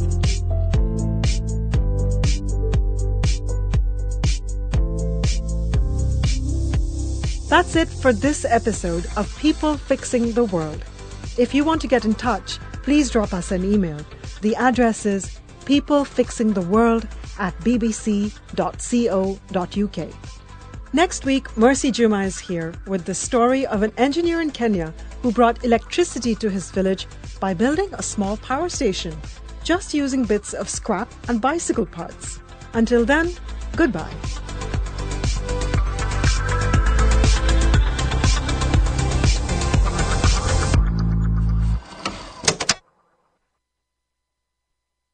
You're listening to the BBC World Service, where Anita Anand joins Professor Stuart Russell for his second BBC Reith Lecture.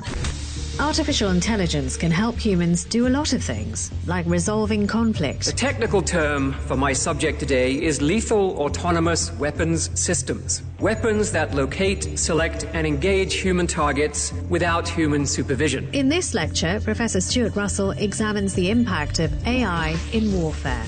One potential benefit of autonomy is that wars fought between robot armies might avoid human casualties altogether. But if that were true, we could also settle wars by playing tiddlywinks. Could autonomous weapons reduce collateral damage, or would their use in conflict lead to higher death tolls? If defense systems overreact, a false alarm leads to a real retaliation. The BBC Reith Lectures continue Wednesday at 10 GMT. In the studio enters the dazzling world of American visual artist Devin Shimoyama as he creates a rhinestone and crystal-encrusted monument to the future. It's a shimmering urban forest of utility poles bedazzled with thousands of rhinestones at the newly reopened Arts and Industries building of the Smithsonian Museum in Washington, D.C. Join me, Kristen Vermilia, for In the Studio with Devin Shimoyama after the news. BBC News with Fiona MacDonald.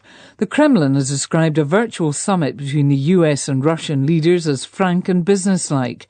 Responding to US alarm about a Russian troop build-up on the Ukrainian border, President Putin expressed concern about what he called provocative actions by Kiev. He blamed NATO for rising tensions and said Russia wanted guarantees against the Western alliance expanding its forces further east. President Biden warned of a strong reaction and economic consequences in the event of a Russian invasion. French police have arrested a man suspected of involvement in the 2018 murder of the journalist Jamal Khashoggi, but the Saudi Arabian embassy in Paris says the 33-year-old Saudi national is not linked to the case and should be released immediately. Gunmen in the northern Nigerian state of Sokoto have ambushed a passenger bus and burned at least 30 people to death. It's thought the victims were trying to leave the area to escape a surge in violence over the past year. Australia has joined the United States in staging a diplomatic boycott of the Beijing Winter Olympic Games over human rights violations. The Prime Minister said Australian athletes would still compete. Washington has targeted with sanctions Iranian, Syrian and Ugandan officials, an organisation it accuses of rights violations. Many on the list are linked to Iran's security services. A video has emerged showing senior aides to Britain's Prime Minister Boris Johnson joking about a Christmas party at his official residence, just days after staff are alleged to have gathered in breach of lockdown rules last year. Earlier, Downing Street again insisted there was no Christmas party and coronavirus rules had been followed at all times. And that's the latest. BBC News. These are the first layer ones. This is In the Studio from the BBC World Service. And then these are the top layer ones, which I personally love the sound of. And this is Pittsburgh artist Devin Shimayama, who, at this moment, is rifling through boxes and boxes of rhinestones. So those are your favorite? Those are my favorites. Yeah. I'm Kristen Vermilia, and I'm following Devin as he creates a new installation for the historic Smithsonian Museum in Washington, D.C. Devin is one of a select group of artists who have been chosen to take part in an exhibition called Futures to celebrate the Smithsonian's 175th anniversary and the grand reopening of its Arts and Industries building. At 12 feet, Devin's installation is going to be one of the tallest exhibits at the Futures show, and it's definitely going to be the sparkliest. Yeah, this process is pretty much just sitting right here, stationed at the little stoning station that I made up. I'm watching Devin glue rhinestones onto a heavy cardboard tube at his studio, housed in a former brew house in the south side of Pittsburgh. This was back in August 2021, when he was in the early stages of work on the installation called The Grove. There is literally steam rising from the hot glue gun. I've burned myself a lot with hot glue. How many burns have you gotten in this project? Me, not so many. My studio assistant is much better at this, much more efficient. He's maybe mastered the art of this rhinestoning technique. He is now the supreme rhinestone artist. How long does this take you? It depends on my mood, I guess. Sometimes I'm a lot faster than others. It's better if you can commit to a block of hours to sit down and do it. So I would sit here and work for 4 hours straight and then take a break, eat something, walk or whatever, do something else, and then come back and work again for another few hours. Devin is an artist well known for using unconventional materials in his work. His portraits, often of black queer men, are finished with his signature use of glitter, costume jewelry, and fabric that gives spectacular texture to his surfaces. I work in primarily painting and then I guess I would say sculpture. I'm very funny about that word just because I normally don't really build things from scratch. I more so embellish the surfaces of pre-existing things. I feel like maybe my work does something that I do a little bit in the way that I present myself. I dress a bit like my paintings a lot of the time, and I like to do that sometimes. I like to kind of also construct a fantasy on top of me sometimes. The project that I'm working on is actually the largest installation / sculpture that I've ever made. It will be an installation of 4 highly decorated and encrusted with rhinestones, these utility poles that I'm making. They're not real utility poles that you might see out in the street, of course. Normally those utility poles you see on the street are bolted into the ground, or these will be much lighter in weight, something that I can actually move with just maybe 1 or 2 other people. They'll have rhinestones and small embellishments bedazzling the entire surface, pretty much from the floor up. And then they'll have the telephone lines, the actual wires connecting them. And dangling from those telephone lines will be Swarovski crystal encrusted shoes as well.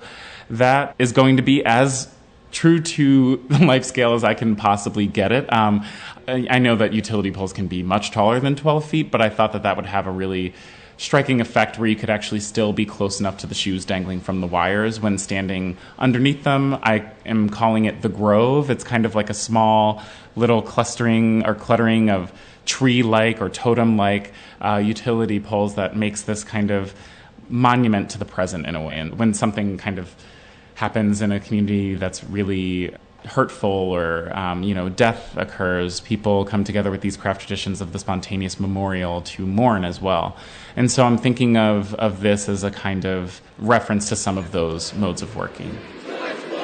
The Grove is Devon's memorial to the victims of police violence, especially in the tumultuous year of 2020. The family of Andre Hill, an unarmed black man fatally shot by a Columbus, Loved Ohio ones of Breonna Taylor grieving and outraged. The 26-year investigation into the police shooting that killed Rashard Brooks. That shooting, as you know, led to days where Jacob Blake on the ground. 3 Tacoma police officers are criminally charged for killing Manuel Ellis. 2 of them are charged. Just so many lives taken from police brutality. It just felt like I'm so stuck in this moment right now. It's so hard to think about what the future is, but I think that I'm always thinking of like a kind of alternative future. When conceiving of this entire thing, I had been in a kind of reflective state, just sort of thinking of ways of finding catharsis and peace during a time of intense, political division, but then also seeing so many people who I identify with getting murdered and getting brutalized by the police had me kind of in a space where I was like, what can I do as an artist who is still dealing both with the trauma of this, sort of seeing this happen. And I don't mean just George Floyd or Breonna Taylor, not just the ones that are highly publicized, right? I'm also talking about the ones that I know about locally, like Antoine Rose, that didn't make national news. Dealing with that, I think, is really challenging, while also not wanting to spread more imagery of that can be traumatic for somebody else who identifies similarly to view again. For me, I wasn't interested in my work wrangling with this in a very explicit way where more images like that are being disseminated. I think it felt a little too exploitative, and I think for me, this is a way that feels cathartic to sort of slowly ruminate on something while doing a small task, embellishing something. And so, a monument maybe is a funny thing to think about making in the future in general. I feel like we're kind of in a period of time where we're trying to tear down monuments, of course. But, thinking of this as something that would be left behind as it's sort of a monument to the present in terms of we're putting to rest, ideally, a lot of that kind of polarization, those extreme reactions to people who are of difference to you. I think making something kind of beautiful or dazzling or distracting or sensitive or intimate or something like that can be a way of processing that and healing and making something beautiful out of something maybe painful or difficult or traumatic.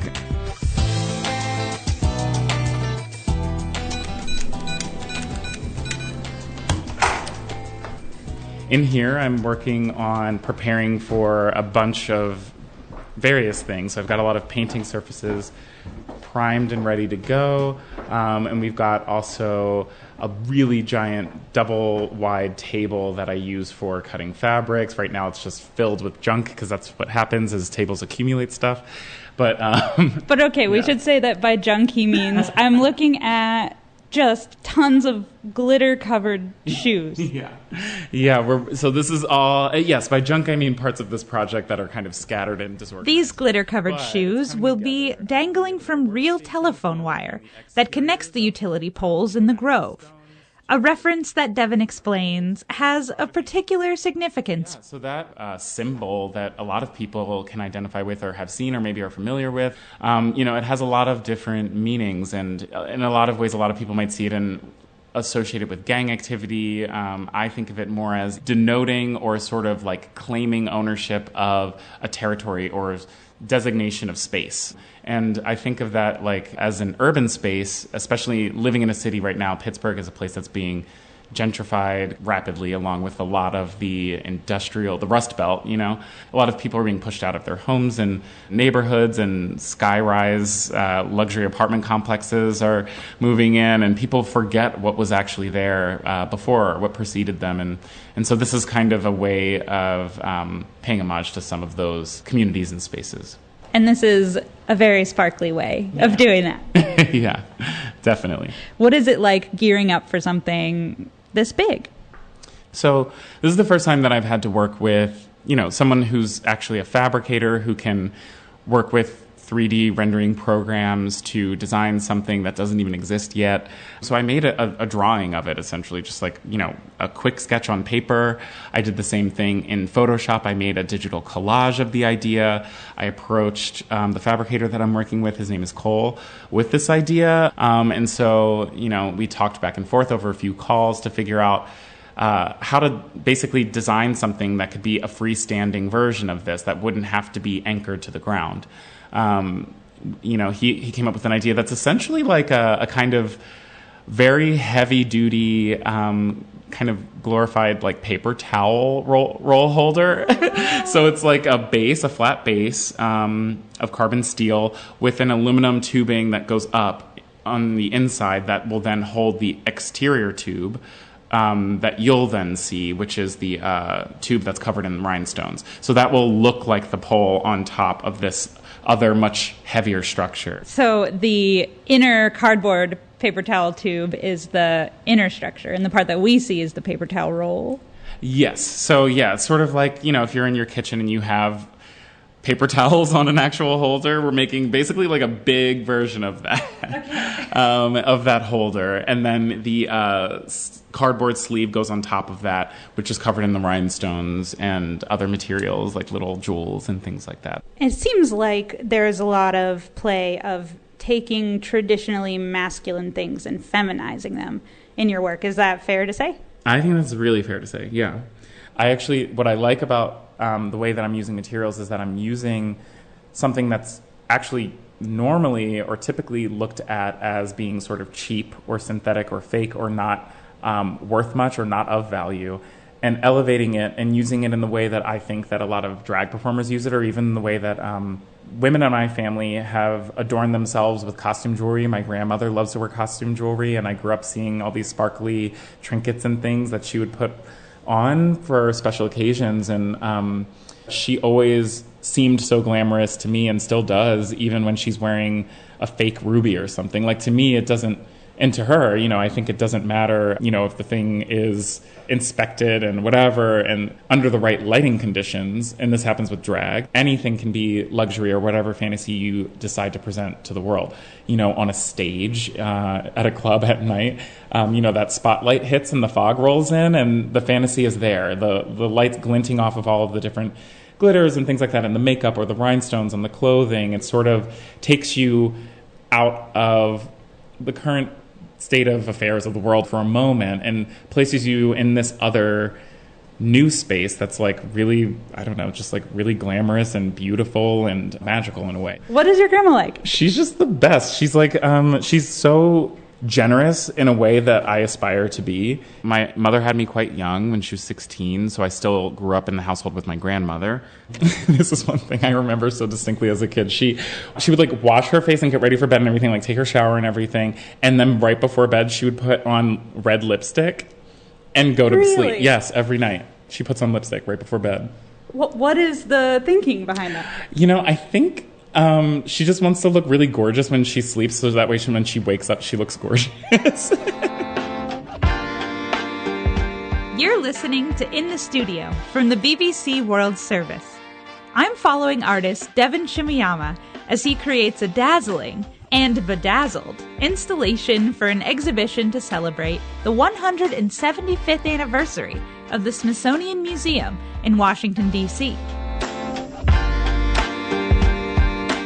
A few weeks later, I went with Devin to pay a visit to Cole Ritter, the fabricator making Devin's giant paper towel holders. We drove to the suburbs to meet Cole at his workshop. Oh, cool. I get to try to hold on. Oh, yeah, this is so light. Right. So it really is all in the basement. Yeah. Oh, cool. This is like lighter than the exterior thing almost. In order to preserve the 140-year-old floors of the Arts and Industries building where Devon's work will be installed, the utility poles will need to be light enough to be carried without machinery, but sturdy enough to stand at 12 feet tall without falling over. This one is the 4-inch. Okay. And this, the 3-inch is the top. Okay. This is the tube size for the weldment. Devon is seeing Cole's work for the first time. Before now, everything had been illustrations sent over email. So, perfect. Cool. Modular, and change them out. Was that the benefit of the aluminum? That's how it was so lightweight? It's lightweight. It's easier to cut, and it'll oxidize, but it won't rust. So you can paint it, you can powder coat it, you can do other things to it, but for the most part... The aluminum poles have been welded onto sturdy base plates. They really do look like paper towel holders. Flipped, mounts into those holes in the center that hold the armature up. Yeah. And then either safely 4 people or 2 people could pick it up. Yeah. And so this is the 2-person or the 4-person, and pick it up and move it. Okay. Yeah, so you can have, I expanded it so you have enough room, because this would be too close for 2 people. Right. Be bumping into it. So this bolts together, but it's pretty rigid. Devon is relieved to see the plan coming together. It's really tall. Like, seeing it from afar is nice to get an idea of what it might be like approaching it too, because I mean, there's going to be 4 of them and they'll be connected, so it's a good height, I think.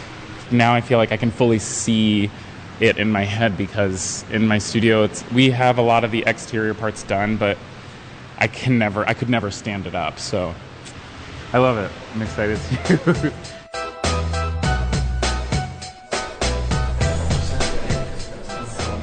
I'm back at Devon's studio a few weeks later, and it looks like he and his assistant Adam have made a lot of progress with the rhinestoning. Yeah, I believe so. It's either 218 or 219. What has been done since the last time I was here? We've just been continuing working on the exterior, just adding rhinestones, and then I've been starting to add collaged sort of faux finished wood bits. I have a fabric that has a print of some wood slats on it. And then I also have digital printouts of some close-ups of wood flooring, and then I'm hand painting some elements onto this as well. And Adam, what's coming up for you? Just more rhinestoning. I mean, it's kind of like never ending at this point, but we are past the middle way hump, I would say. We're well past that. We're at 3/4 now. And the fun part, actually, I really enjoy, there's sections of the utility poles that get pops of other colors of rhinestones. So that's always fun to do other colors.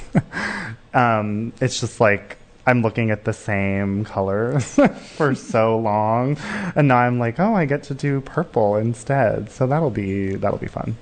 Was that part of the plan, or was that a change up? Change up. We were like buying most of our rhinestones from Michael's, and then they were like, for some reason, discontinuing a brand of rhinestones. So we've just like had to go find from many other places, wherever we can, anything that has the same quality. Like I need them to be consistent across the entire surface, so it really is important that they look the same. And yeah, getting even the Swarovski ones, it's like a drought. Ever since COVID sort of hit, a lot of different things are just more difficult to find or to get in terms of materials, like construction materials. Wood is really hard to find, or things take a longer time to ship. Like, so everything is affected, even rhinestones. Yeah, rhinestones, we've been finding them elsewhere, but even for a time, the type of hot glue that we were using, like I remember at one point I was driving to like 3 or 4 locations in the city. So I was Home Depot didn't have it. The website didn't have it. I was going out to the burbs to get these glue, and it was getting to the point where I would call and be like, do you have these glue sticks? And they'd be like, we have 2 packages of them. And I would be like, is it worth it? I guess it is. And I would like drive out to like a suburb 20 minutes away just to pick up 2. Well, now we know they do DoorDash. Yeah. kind of sickening. Yeah, you can order anything, actually, from DoorDash. I thought it was just food. Mm-hmm. You can get rhinestones on DoorDash. You can get rhinestones from hot DoorDash. glue. And they just leave it in the lobby, and you don't have to worry about someone stealing your food. They look at the bag, and they see hot glue, and they're like, oh, I don't want that. As well as bedazzling the utility poles, Adam and Devin have started on decorating the shoes that will be hanging from telephone wires strung between each pole. How heavy are the shoes? Heavier than when we got them because I added a bunch of hot glue and rhinestones, but some of them are pretty heavy because they range. There's some tennis shoes, there's some, basic flats, but then there's also some really chunky, like Timberland boots. There's some laced up high heel boots.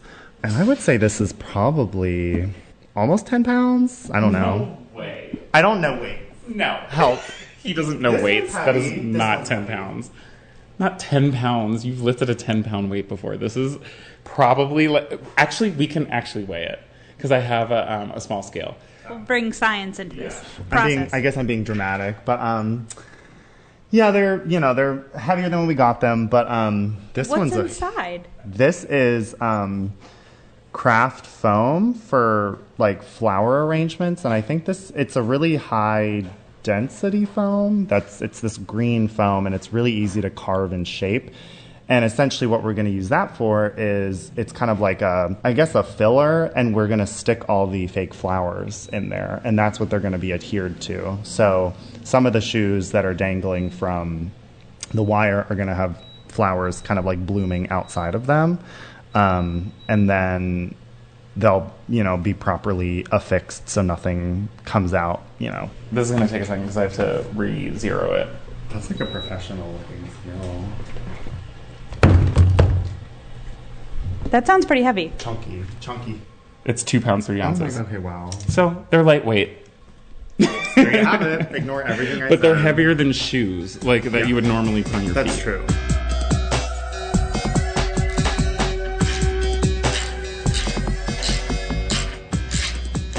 It's the end of October, and the time has finally come for Devin and his team to install the Grove at the newly reopened Arts and Industries building of the Smithsonian Museum. Oh, I think that was...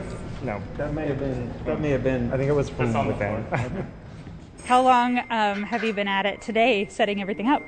We got in at about 9, and we... it's like 3 o'clock right now, so... We started with the bases. We had to paint those brown because those are kind of going to be like the piece is called the Grove. So that's kind of where the Grove starts. It's going to be like grass and moss and flowers and stuff on the base. And moved those in here, placed them, and now we are currently fitting the poles onto the structure that's holding them up. And after that... Devin's on a ladder. Devin's on a ladder. Yeah, lots of ladders. What this is right there.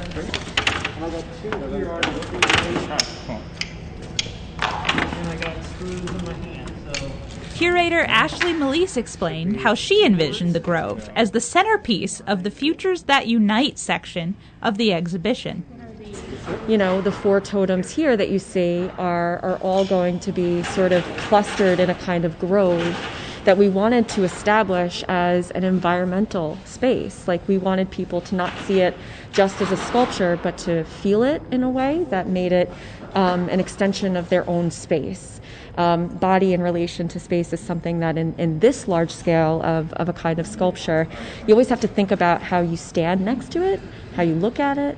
And I think in that way, it does offer our visitors a way to make sense out of it for themselves, which feels like a huge part of Devin's practice, and also something that we really wanted to try to highlight in this work particularly. What are some of I've talked a little bit with Devin about this leading up to this installation. What are some of the kind of parameters you have to be careful of with such a historic building? And like some of the rules, I guess, around how to put in giant utility poles into the Smithsonian? So many rules. So many rules. Well, our flooring is the original historic marble that was opening with the building when we opened our doors for the first time in 1881. So we are understandably precious about that. And what that means is that, for something to have this kind of height, you need to counterweight it at the bottom so that we don't have tippage. But to do that without overbearing on the floor was a fun little creative challenge, I think, for Devin and also Cole, the fabricator, who helped think through some of this. How does it look in person compared to what you've been talking about over email and Zoom? Oh my goodness. Finally getting to see them in person, it's like Christmas. It is. It feels like we're like unwrapping presents for this entire build period before we open the show. And there is no justice that like a rendering can do to like this amount of crystal on a surface. There just isn't. Like, you need to see the light around it. You need to sort of get close to it. And there's such beautiful tiny details that he's embedded into this embellishment. So there's like cut mirrors and brooches and things that are even more pronounced beyond just the single crystal application. And those tiny details, I think, break up the visual reading of the surface, but also add this very personal touch. And so you don't really see that in the rendering as much as you see it in real life. And I think people will connect with those personal touches quite deeply. After a hectic 3 days of assembling, wiring, and yes, more rhinestoning, Devin has finally had a chance to see his finished installation. His vision coming to life in the evening light, shining through the Smithsonian's stained glass windows. What's really nice about bringing the work to the space for the first time is being able to see the way the light interacts with the piece throughout the day as we've been installing. I don't know, golden hour just seems to hit this piece. It really sparkles and shimmers in this really special way during that time. Even just be standing in front of it in its presence is still so exciting for me because I haven't been able to see it. Every time I'm in my studio, everything is sort of modular in parts. So it always felt like I wasn't making progress. And now I'm finally seeing all that work finally presented in front of me. So it's really great. I'm as excited, I feel like, as everybody else to see it. You've been listening to In the Studio from the BBC World Service, presented by me, Kristen Vermilia. To hear more from some of the world's most creative people, head to our website or subscribe to our podcast.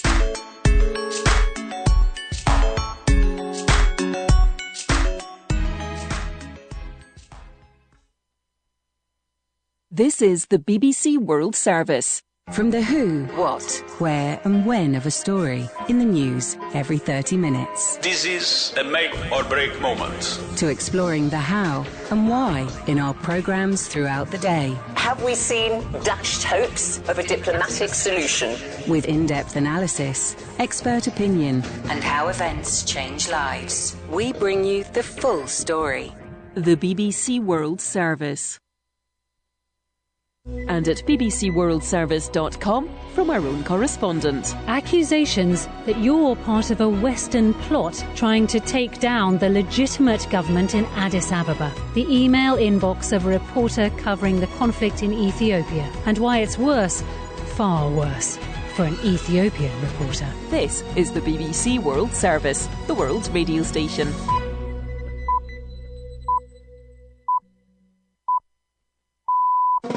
Coming up on the Arts Hour with me, Nikki Beattie, Lady Gaga on her dedication to staying in character for her role in House of Gucci. I started in The Voice 6 months before we started filming, and then I stayed in it while we were filming, of course, which was really super fun for Adam. I made him deal with that every day. We hear about the lengths British actor Benedict Cumberbatch went to, preparing to play a cowboy in The Power of the Dog. Cuban ballet star Carlos Acosta reveals that he didn't like ballet when he was younger, and Hollywood star Will Smith on the need for the Williams sisters to like his latest movie, King Richard. He plays their father. Venus and Serena were going to wait until they saw the movie before they decided to put their names on it. So that was the absolute worst 2 hours of my life, waiting to hear word. All that and my conversation with Oscar-winning filmmakers Jimmy Chin and Chai Vasarhelyi coming up on the Arts Hour.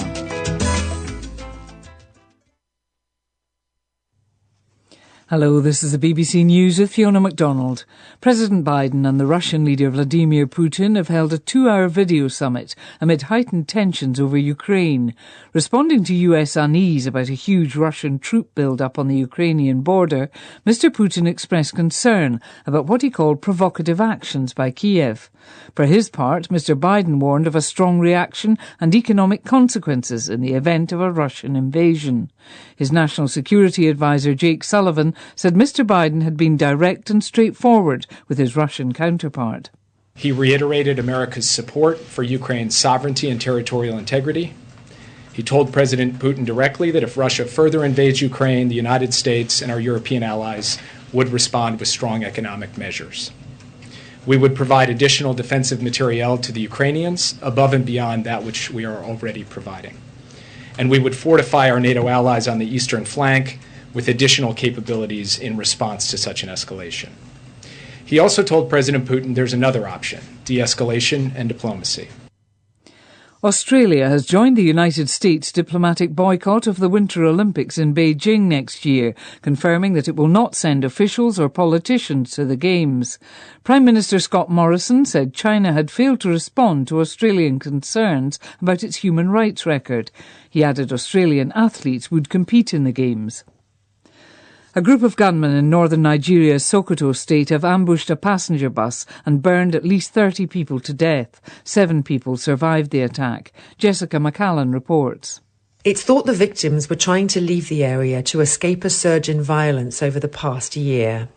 Villagers and commuters in the northern state are increasingly being targeted by gunmen who move around on motorbikes and hide in the forests, often abducting people and holding them for ransom. More than 11,000 people fled Sokoto state for neighbouring Niger last month. A bill legalising same-sex marriage has had a comfortable passage through both houses of parliament in Chile, which now becomes the 8th Latin American country to authorise such unions. The law will also enable couples to adopt children.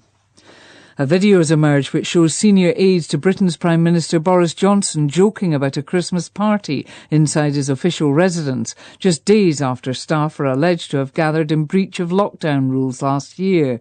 The video from December shows the Prime Minister's then press secretary joking with colleagues who ask her about reports of a party there. Sir Keir Starmer is the leader of the opposition Labour Party. We now know the government broke the rules, they partied, and now they're laughing about it. They're treating the public with contempt. Unfortunately, we've got a Prime Minister who is socially distanced from the truth. World News from the BBC. Samoa's Prime Minister has told the BBC that the international community must come together to tackle the impact of climate change. She said leaders should apply the same urgency as they have in fighting the coronavirus pandemic. Here's Megha Mohan. She's been Prime Minister for less than 6 months, and Fiame Naomi Mata'afa has tough challenges ahead. She is, say climate watchers, on the front line of the climate emergency. According to the Intergovernmental Panel on Climate Change, the Pacific Islands only contribute around 0.03% of global carbon emissions, but experience the effects of climate change most harshly. In some Pacific Island countries, sea levels have risen at nearly 4 times the global average rate. 4 university lecturers in Morocco have appeared in court, accused of offering students better grades in return for sex. They are charged with incitement to debauchery, gender discrimination and violence against women. Sebastian Usher reports. This latest sexual harassment scandal has caused anger in Morocco, but not surprise. A string of such scandals have tarnished the reputation of Moroccan universities in recent years. The current case is different in that it has actually been brought to trial. Most reported incidents have not made it that far. Rights groups say this is symptomatic of a society in which sexual violence remains widespread and many women don't feel confident in reporting their experiences through concern over possible reprisals or the perceived damage to their reputation and that of their family. The winner of this year's Nobel Prize for Literature has described as inhumane the responses of Britain and France to migrants crossing the Channel. The Tanzanian-born novelist Abdulrazak Gurnah said he didn't understand why British ministers referred to them as criminals and thieves when some in government came from immigrant families themselves. BBC News.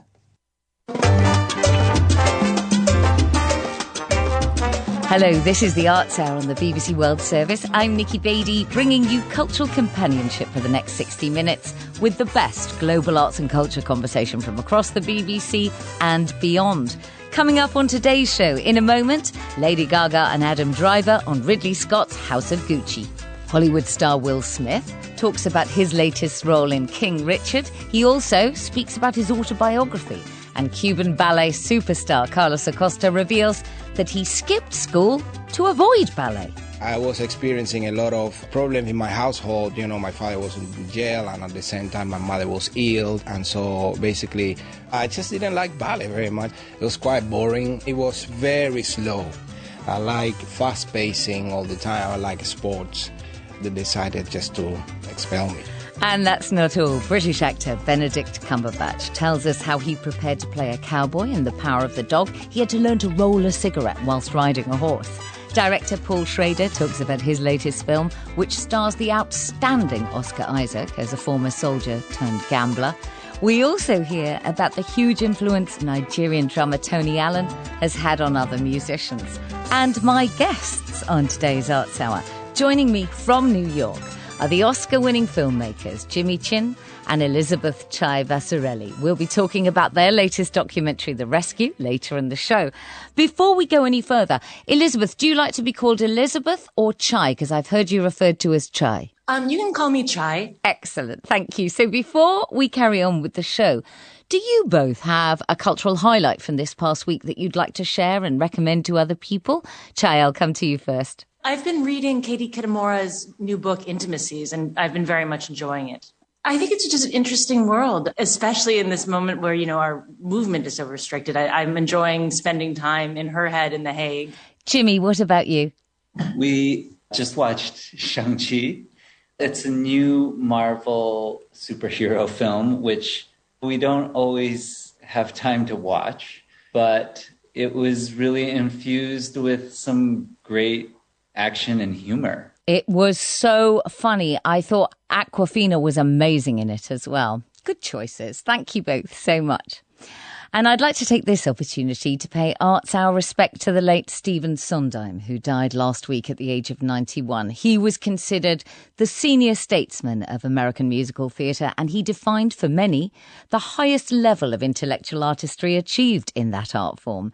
Here he is, though, in an 80th birthday BBC radio interview, being quite funny and self-effacing about himself and the clever rhymes he could find. I had a nice rhyme because I wrote a song of a mother seating her children and her husband at a dinner table, and I was able to rhyme opposite with Papa sit. But you have to have a situation where a mother is at a table and seating her children. Every now and then you come across something like that. Whoever first thought of Lottie-Dottie and Nobody gets a medal from me. I don't know who it was, but that's a wonderful rhyme. And it's just lying there. You don't find that in the rhyming dictionary. It's just lying there for somebody to use. But you have to have a situation in which you can use the word Lottie-Dottie. The late Stephen Sondheim. So my recommendation this week is to seek out one of the many films made of his musicals. Sweeney Todd, The Demon Barber of Fleet Street, Into the Woods, or West Side Story. And Chai, I know that, didn't you have a background in theatre initially? I did. And also I'm a huge theater lover. I was thinking a lot about Sondheim. I think many people are. And it's just interesting, too, that like the new Spielberg version of West Side Story premiered last night. And so will you be going to see that movie? Are you excited or are you slightly trepidatious? I think a bit of both, but I've heard it's terrific, so I can't wait to see it. Fingers crossed. Thank you both so much. First up on the show, then, two of the most recognisable stars in the world who've been directed by one of the most successful filmmakers in the world in a film about one of the biggest fashion brands in the world. Lady Gaga and Adam Driver star in Ridley Scott's House of Gucci. The movie tells the story of Patrizia Reggiani, played by Gaga, an ambitious young woman from humble beginnings who married into the famous Italian fashion dynasty, the Guccis. You might expect glitz and glamour, but you need to be prepared for murder too. Director Ridley Scott has described the film as satire, and reviews have been fairly mixed. Camp, silly, trashy, soap opera are some of the descriptions, but in a very positive way, as well as negative. Here's a clip from the film. Who is making this stuff? Who's allowing this to happen? As far as fakes go, they're pretty good. I mean, I'd buy them. Don't be such a cretin. Don't call me a cretin, sweetie. That's not what I said. I asked you not to be one. This is serious. And you're laughing it off. At least it's my name on the mugs, not yours. Our name, sweetie. On Jack. Lady Gaga and Adam Driver spoke to the BBC's Graham Norton about the film, and she explained her character, Patrizia. I'm an outsider, and I marry into the Gucci family, and she's surviving her whole life, but she meets Maurizio and she falls madly in love, and she starts to advise him in the business. But here's the thing, the news cycle, it moves so fast. So did you know about this story before you got involved in the film? No, I didn't know anything about it until I read the script, and then we, kind of consumed everything, or I kind of consumed everything I could about it. And it's actually, it's very vast. Obviously, we pared it down for the movie because it would have been, sprawling and long and, 7 hours. But it gets really deep and complicated with board members and percentages and a big spiritual presence on both sides, actually, in reality. They both had spiritual advisors. We're kind of casting spells at each other like Harry Potter. It got really... No, not at all. No. Is it not this movie? A different movie, but in the movie we tried to... Salma Hayek's a bit like that. But in the reality, they both had people. You had one as well. Yeah, exactly. In reality, they both were casting spells at each other, and that's what I mean. It didn't make it into the movie, but it's a big web. True. Yeah. And of course, it's not just you in it. Other screen legends, Jeremy Irons, Al Pacino, and you talked a lot about staying character and the voice. How long before you developed the voice, and then how long did you speak in the Italian accent? Before I developed the voice? Yeah, or did you find it pretty quickly? I started in the voice 6 months before we started filming, and then I stayed in it while we were filming, of course, which was really super fun for Adam. Yeah, I made him deal with that every day. But, I actually... Still doing it.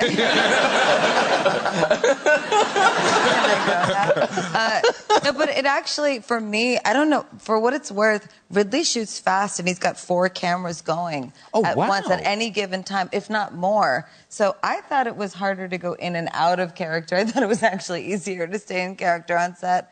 So I wish not to sensationalize this thing, but I do wish to express gratitude to my fellow actor that I was on stage with every day. No. Oh, okay. You don't have to, though. You see what I had to deal with? But that's really unusual. Isn't that unusual to shoot that fast and have that many cameras and things? It's really unusual. I would know because I've been in so many movies. Of course, yeah. Well, I've worked with people before that like momentum. Spike Lee is like that, and Soderbergh is like that. They like keeping the pace. They don't like to be... I mean, the biggest enemy on a film set is time. You're battling everything. You got technology, other actors, all this stuff. But Ridley shoots so fast, you kind of forget the cameras are there, and it feels like theater in a way. It is very theatrical, I have to say. Adam Driver and Lady Gaga and House of Gucci is in movie theatres across the globe. It's long, Gaga's melodramatic, but treat it like you're watching a soapy miniseries and it could be good, campy fun. That's my opinion. My guests on today's show are filmmakers Jimmy Chin and Chai Vasarhelyi. Well, this isn't a biopic. It's loosely based on a book about the Guccis. But when a filmmaker chooses to make a film about a real family, how important do you feel it is to stick to the facts and just the facts? Well, I think it's different. I think if we're making a documentary, it's very important to stick to the facts. But I think if you're making a Hollywood movie that is a fictionalization, it's a movie. And it's funny, we think about this in our work. We're about to direct our first feature film about Diana Nyad. So it's a real story about someone who's still alive, but it is it's a narrative version of it. So I think that's the kind of artist's power, the artist's license to be able to honor the story, yet move it in ways and work with it in ways to make it more entertaining. Will you tell us more about Diane the Woman and who is going to be playing her? Are you allowed to say any of that? Yes, it's based on the story of Diana Nyad, who swam from Cuba to Florida when she was 62. And it was her fifth attempt. Her first attempt was when she was 28 years old. And so the great Annette Bening will be playing Diana. Wow. Oh, my goodness. And actually, it's sort of true to form with your adventurous filmmaking skills, the two of you. I'm very excited to hear this, and congratulations. Thank you. Thank you. You're with the BBC World Service, and this is the Arts Hour. Will Smith is extremely successful and talented. He's had high-profile careers as a TV and film actor, a rapper, and a film producer. He's been nominated for 5 Golden Globes, 2 Oscars. He's won 4 Grammys. He's just published his autobiography, Will. And now his most recent film, King Richard, a bit like House of Gucci, is a cinematic retelling of a true story. It's about the man who raised and trained not one, but 2 of the greatest tennis players ever, Serena and Venus Williams. Smith plays their father, Richard, and he's also one of the movie's producers. Will Smith spoke to Zoe Ball and Jermaine Genius about the film and told them how vital it was that the sisters were okay with the project. Venus and Serena, when the idea came up, they were a little hesitant, and they said they would executive produce the film, but they were going to wait until they saw the movie before they decided to put their names on it. So I got the call a couple of months ago that they were going into the movie theater to see the film. So that was the absolute worst 2 hours of my life, waiting to hear word. But they came out full tears. They were so honored. They agreed to put their names on the film. And, you know, when you make a movie like this, there's really only one audience, and it's the person or the people that you are depicting. And when they walked out of that theater and they agreed to put their names on this movie, it was one of the highest points of my career. Yeah. This story, you know, it's very much about a father protecting his family. I've been reading your memoir, Will, which is out at the moment. It's called Will. It's absolutely brilliant. You talk about your relationship with your father, which was pretty tough at times, Will. Mm-hmm. Yes. You know, my father was my hero, but he was also abusive to my mother. And it's interesting how my personal life and my personal work and the personal diving into and re-examining my childhood and my experiences dovetailed into my skill set and comprehension as an actor. You know, as an actor, my body is my instrument, and that instrument is run by my thoughts and my emotions. So really, it was an expansion of my toolbox, my acting toolbox, that made me even more capable of playing Richard Williams. I think because of my inward exploration, I'm a better actor than I've ever been. And I hope to continue to expand to be able to bring stories like this to the screen in resonant, emotional fashion. Will Smith, who is so good in King Richard. My guests on today's Arts Hour are filmmakers Jimmy Chin and Chai Vasarhelyi. In your Oscar-winning film Free Solo, the climber Alex Honnold has to keep on again and again trying to conquer El Capitan, the vertical rock face in Yosemite, California. How difficult is it to capture sheer dogged determination on film? Capturing the climbing, you know, logistically and physically and mentally is certainly very challenging. But I had, you know, a world-class team. You know, one of the prerequisites was that you had to be a very elite professional climber who could climb El Capitan casually in a day. And normally it's climbed in 3 to 5 or 7 days. So having the right team was very critical. But once you're in position, showing the kind of huge amount of exposure and air below your subject, you know, clearly made it dramatic. I think the craft of the film was building up the character, and only in that way where you can get the audience to care about the character do the stakes really feel extraordinary. We should just add here, for people who are just coming across your work and the two of you, that you, Jimmy, are a world-class climber yourself, aren't you? I think of myself more as a generalist.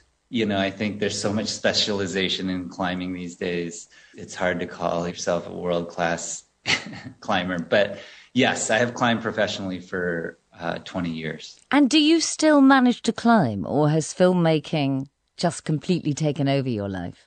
Actually, I climb a few times a week because that's my therapy and meditation and how I stay sane within all the chaos.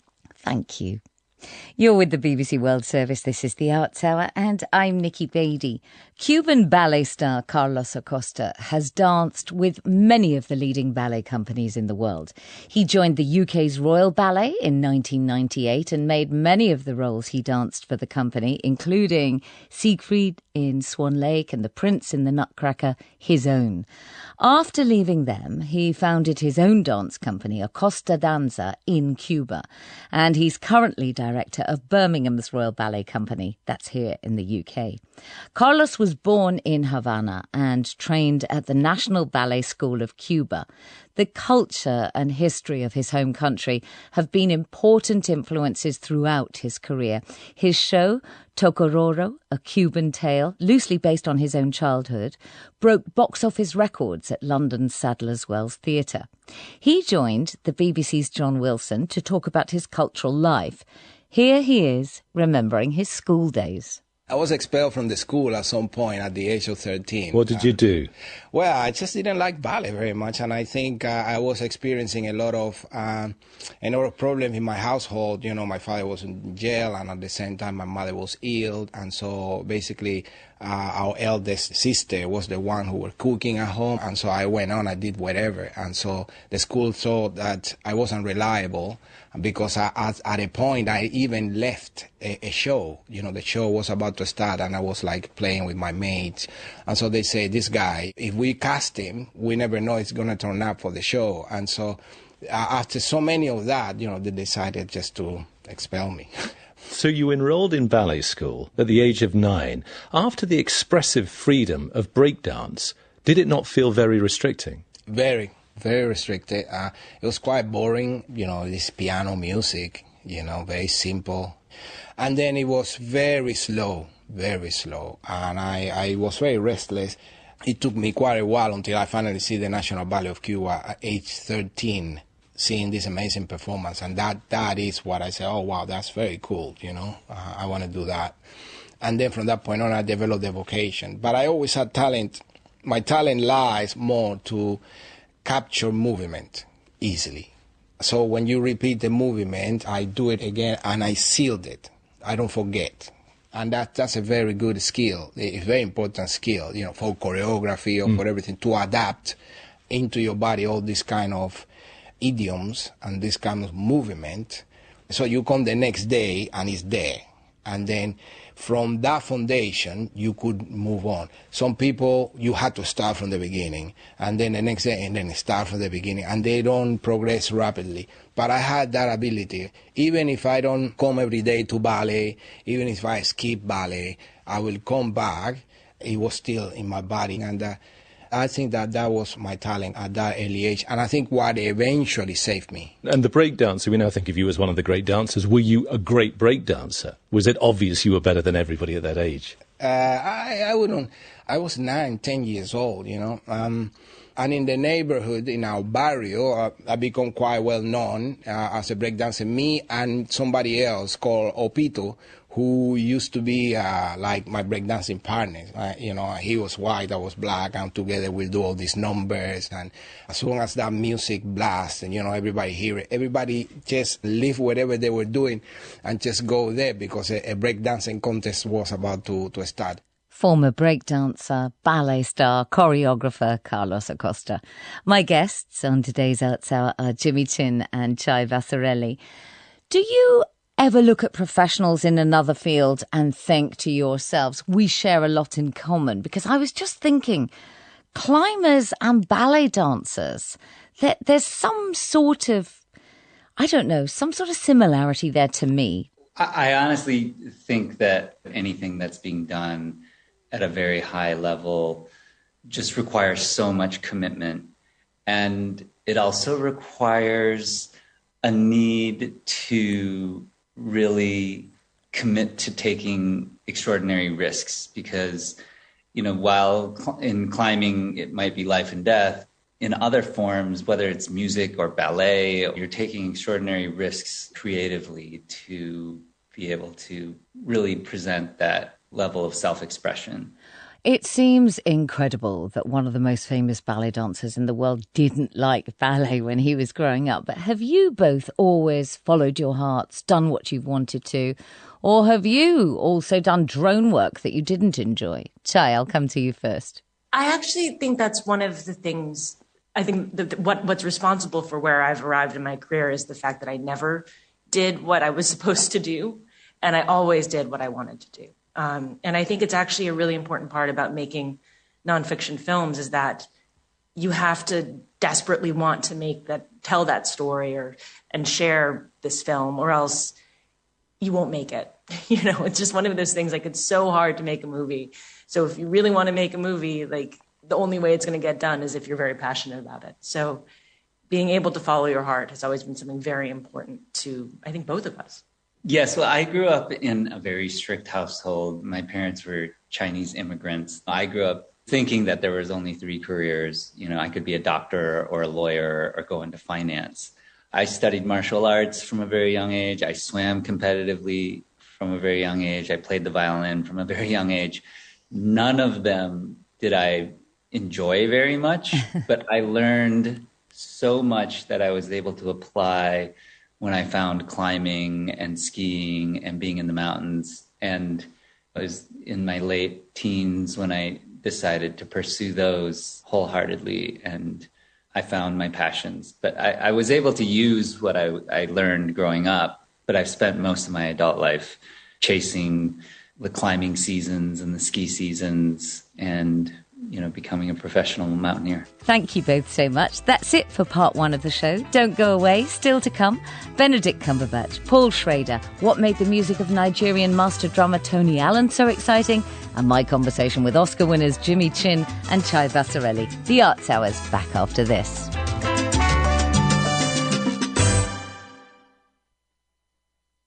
This is the BBC World Service, where My Arab Spring continues.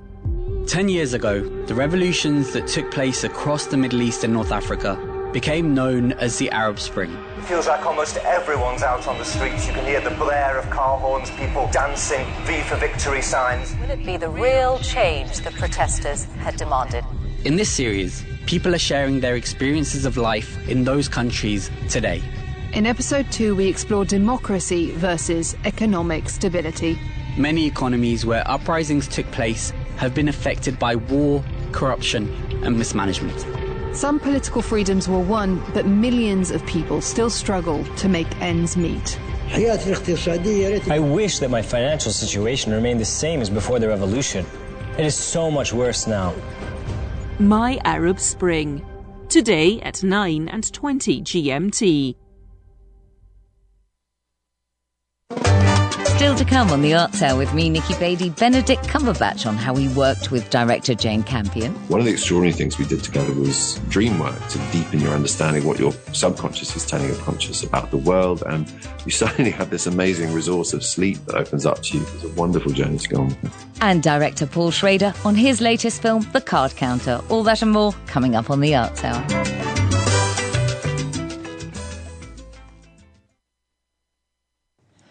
BBC News with Fiona MacDonald.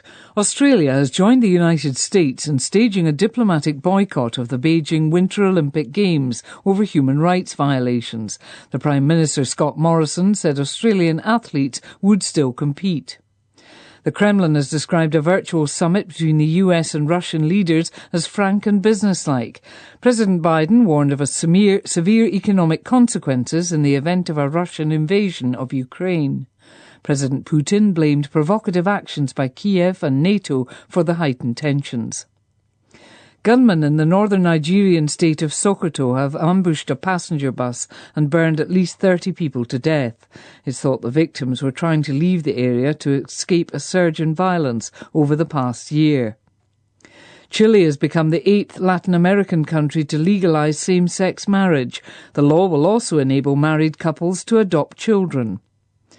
French police have arrested a man suspected of involvement in the 2018 murder of the journalist Jamal Khashoggi, but the Saudi Arabian embassy in Paris says the 33-year-old Saudi national is not linked to the case and should be released immediately.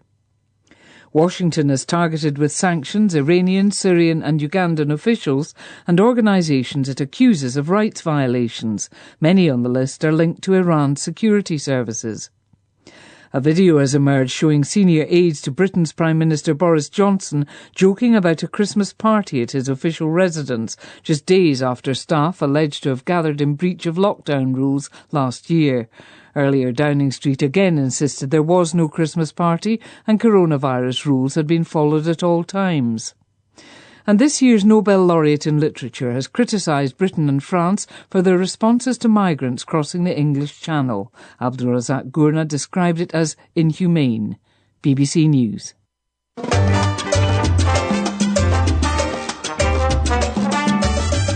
Welcome back to the Arts Hour on the BBC World Service with me, Nikki Beattie. And if you've only just joined us, here's a rapid recap of what you missed in the first half of the show.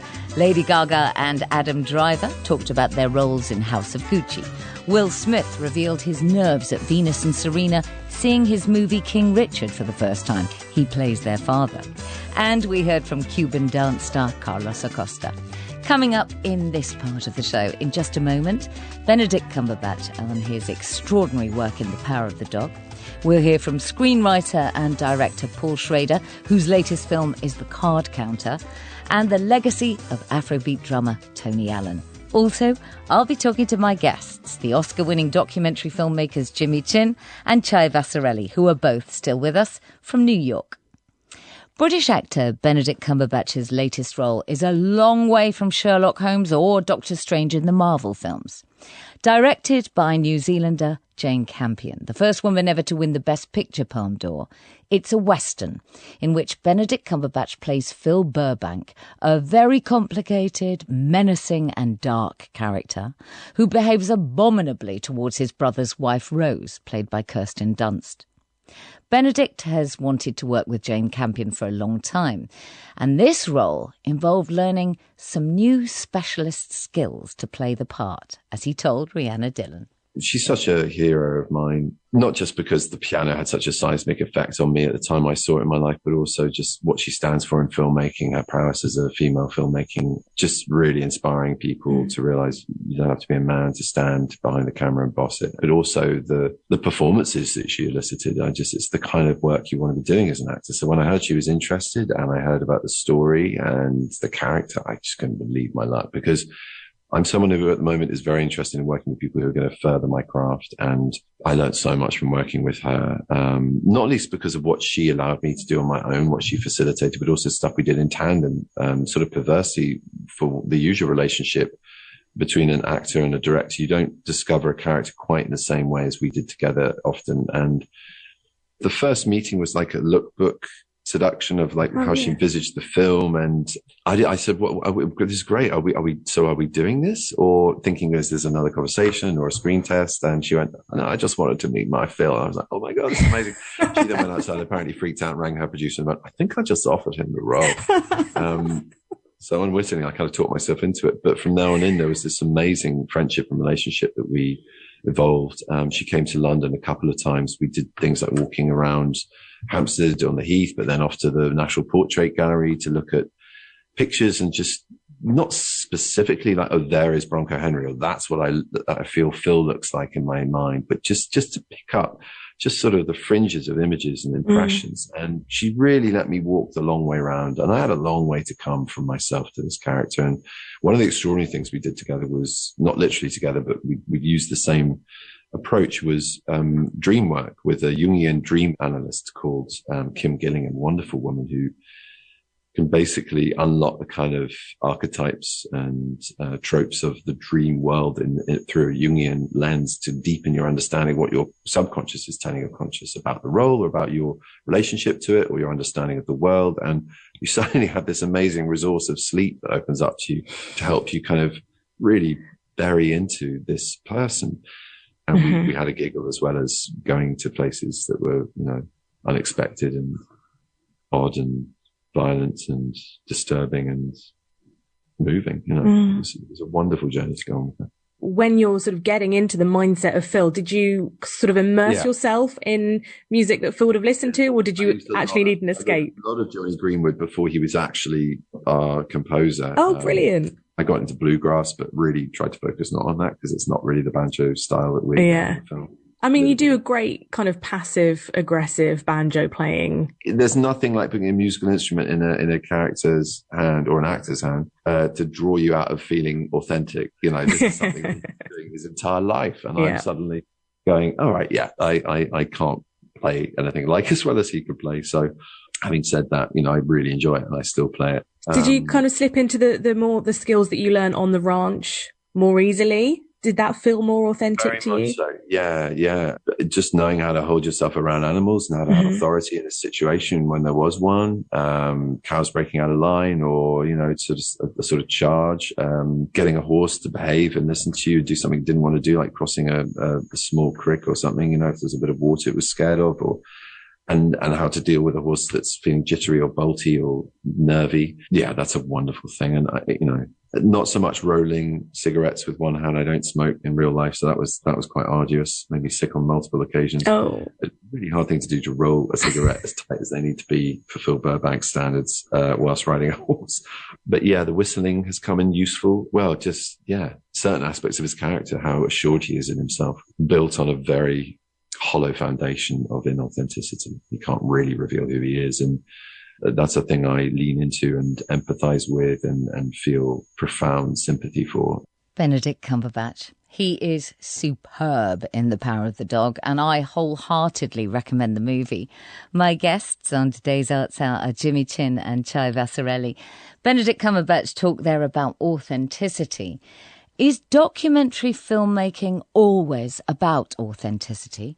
Yes, I would say documentary filmmaking is always about authenticity. I mean, I think, when you commit to a nonfiction film, you are committing to it in its entirety. And I think that authenticity comes from its details and the attention to detail. So Jimmy and I get great pleasure actually from being as faithful as we can to the story that we're sharing. And sometimes I just wondered if you've got a subject and they are, nervous. They're not feeling confident enough to open up on camera. Do you then have to work with them and do any prep with them? Well, yes. I mean, I would say that, these are like deep relationships that we develop with our participants, right? It's about them trusting us and us trusting them. So hopefully, it's a process and that you get to know each other better and you really get to the essence of what you're trying to talk about. So if someone's nervous, it just means we haven't really spent enough time together. Thank you so much. On our sister programme, The Cultural Frontline this week, they're focusing on Afghanistan. Sana Safi speaks to designers, creatives and musicians about the country's cultural scene following the Taliban's return to power. You're listening to The Arts Hour. I'm Nikki Beatty and you've been hearing from them throughout the show. Now we delve deeper into their art and craft. Oscar-winning documentary filmmakers Jimmy Chin and Chai Vasarhelyi. Although now I can't even just say documentary filmmakers as they've already announced that they're making their first feature film. Jimmy and Chai, you won your Oscar for the film Free Solo, which follows your friend Alex climbing the 3,000-foot sheer granite face of El Capitan in California. He's free soloing, which means climbing with no ropes or safety equipment, no assistance, essentially.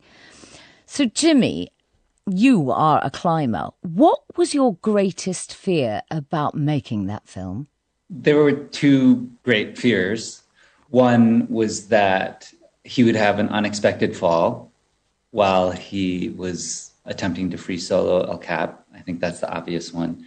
The other was that because we were making a film about him, that he would feel pressure to do something he wouldn't normally do, and that the production would actually cause him potentially to fall. And there's actually a third, is the safety of my crew, because we were spending an extraordinary amount of time over multiple years in very high stakes, high risk terrain while making the film. So, Ty, I mean, Jimmy's already touched on that, but did you ever question the ethics of filming this? Well, I think Free Solo is just an extreme example of something that I think we are committed to as documentarians, which is the needs of the film cannot trump the needs of the participant. And that's what we had to accept when we decided to make Free Solo. We had to trust ourselves that we would always respect that distance, and with Alex, in that he could trust us that we wouldn't push him. So that's the only way you can even conceive of approaching a film like Free Solo, is if you accept that. I'm trying to wrap my head around the idea that you have to think about the possibility that Alex is going to have a fall. Anything could happen to this climber, this friend, and the subject of your documentary. Did you have to imagine the worst case scenarios in your head and cope with it? It would be irresponsible if we didn't, right? We didn't believe that Alex would fall. We trusted Alex's judgment, or else we couldn't make this film. But you have to imagine the worst if you're going to accept the idea of making this movie. Your latest film is The Rescue, and it chronicles the against all odds story that the world watched unfolding in 2018 when 12 boys and their football coach were trapped and then rescued from deep inside a flooded cave in Thailand. Emergency services tried to help. Water had to be pumped from the area. Expert cave divers flew in from the UK. It was perilous and extraordinary.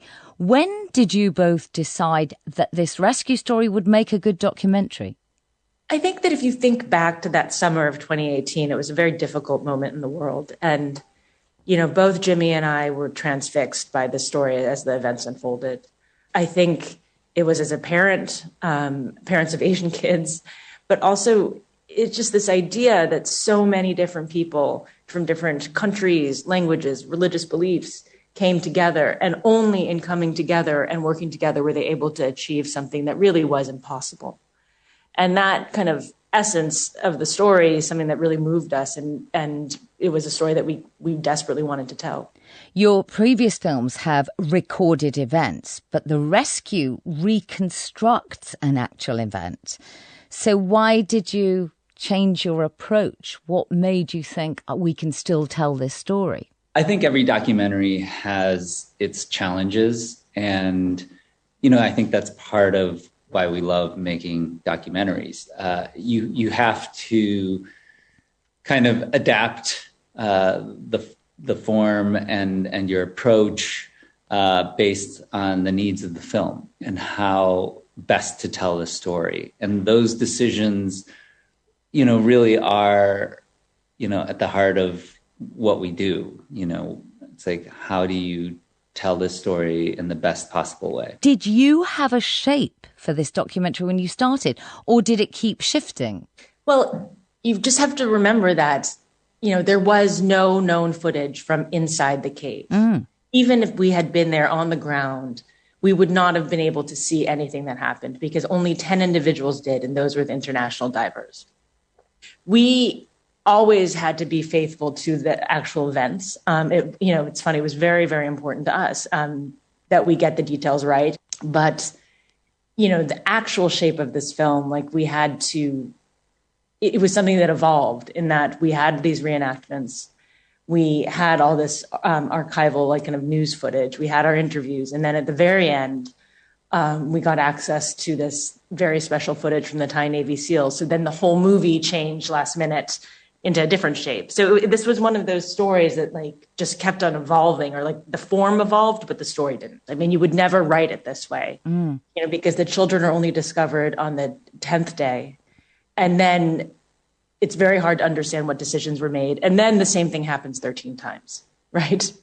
So if you were writing it, you would never do this. So we'd always heard a rumor kind of that the Thai Navy SEALs had filmed. And it's actually a great story because the admiral of the Thai Navy SEALs is married to a journalist. And basically she handed out a bunch of GoPros and organized that the Navy SEALs actually filmed themselves. And, you know, it was like a documentary miracle when we got access to it. Yes.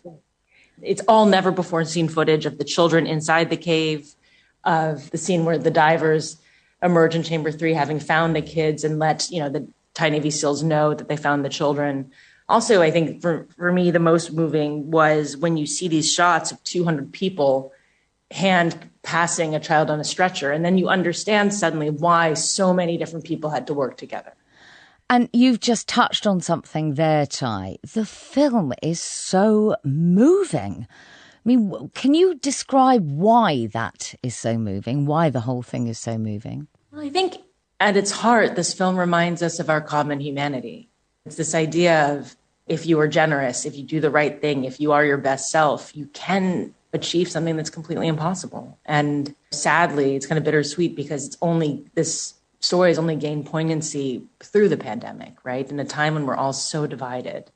Here is a reminder that we have that ability to connect with others, and in doing so, you can help others. And if only we all did that, because we'd be in a very different place with the pandemic. You did manage to go to the caves in Thailand, but later, is that right? Yes. We were supposed to go to Thailand originally in February of 2020. And then, you know, the world, you know, kind of fell apart around us. So it took, you know, almost 2 years to finally get there. And when I did get there, you know, it was very important to me to walk the cave. And when you see the cave itself, one, you understand exactly why the children were playing inside that cave. It's amazing. And, you know, it's a great adventure. And the cave is kind of like enchanting. All you want to do is go deeper, while it's also scary. And then secondly, like just the sheer scale, again, just makes the whole thing seem impossible. Like, I don't know how they ever were able to do this, even though I know very well how it happened. But you actually see the cave, you're like, it's just too big. Yeah. Too hard. Yeah. Jimmy, we know as viewers of The Rescue what the outcome is, that the children are saved, that ketamine is used to make them unconscious so that it can be carried through these small spaces. But you managed to keep a tension within the documentary that's almost like we don't know what the outcome is. Is that deliberate? I mean, what does a documentary filmmaker do in a case like this? Well, we were obviously conscious of the fact that people knew the outcome. There was so much kind of global media around the story. But the story itself had so much tension built into it, right? And in the retelling of the story, you know, for us, that was very useful. But I would also say that the craft of filmmaking is to try to bring people into the moment and into the film and getting them to feel present in the film. And if we were able to achieve that, we knew that the story itself had enough tension. And we don't like to over sensationalize things. We are always thinking about using restraint and letting the story kind of unfold. But, you know, we are held to journalistic standards.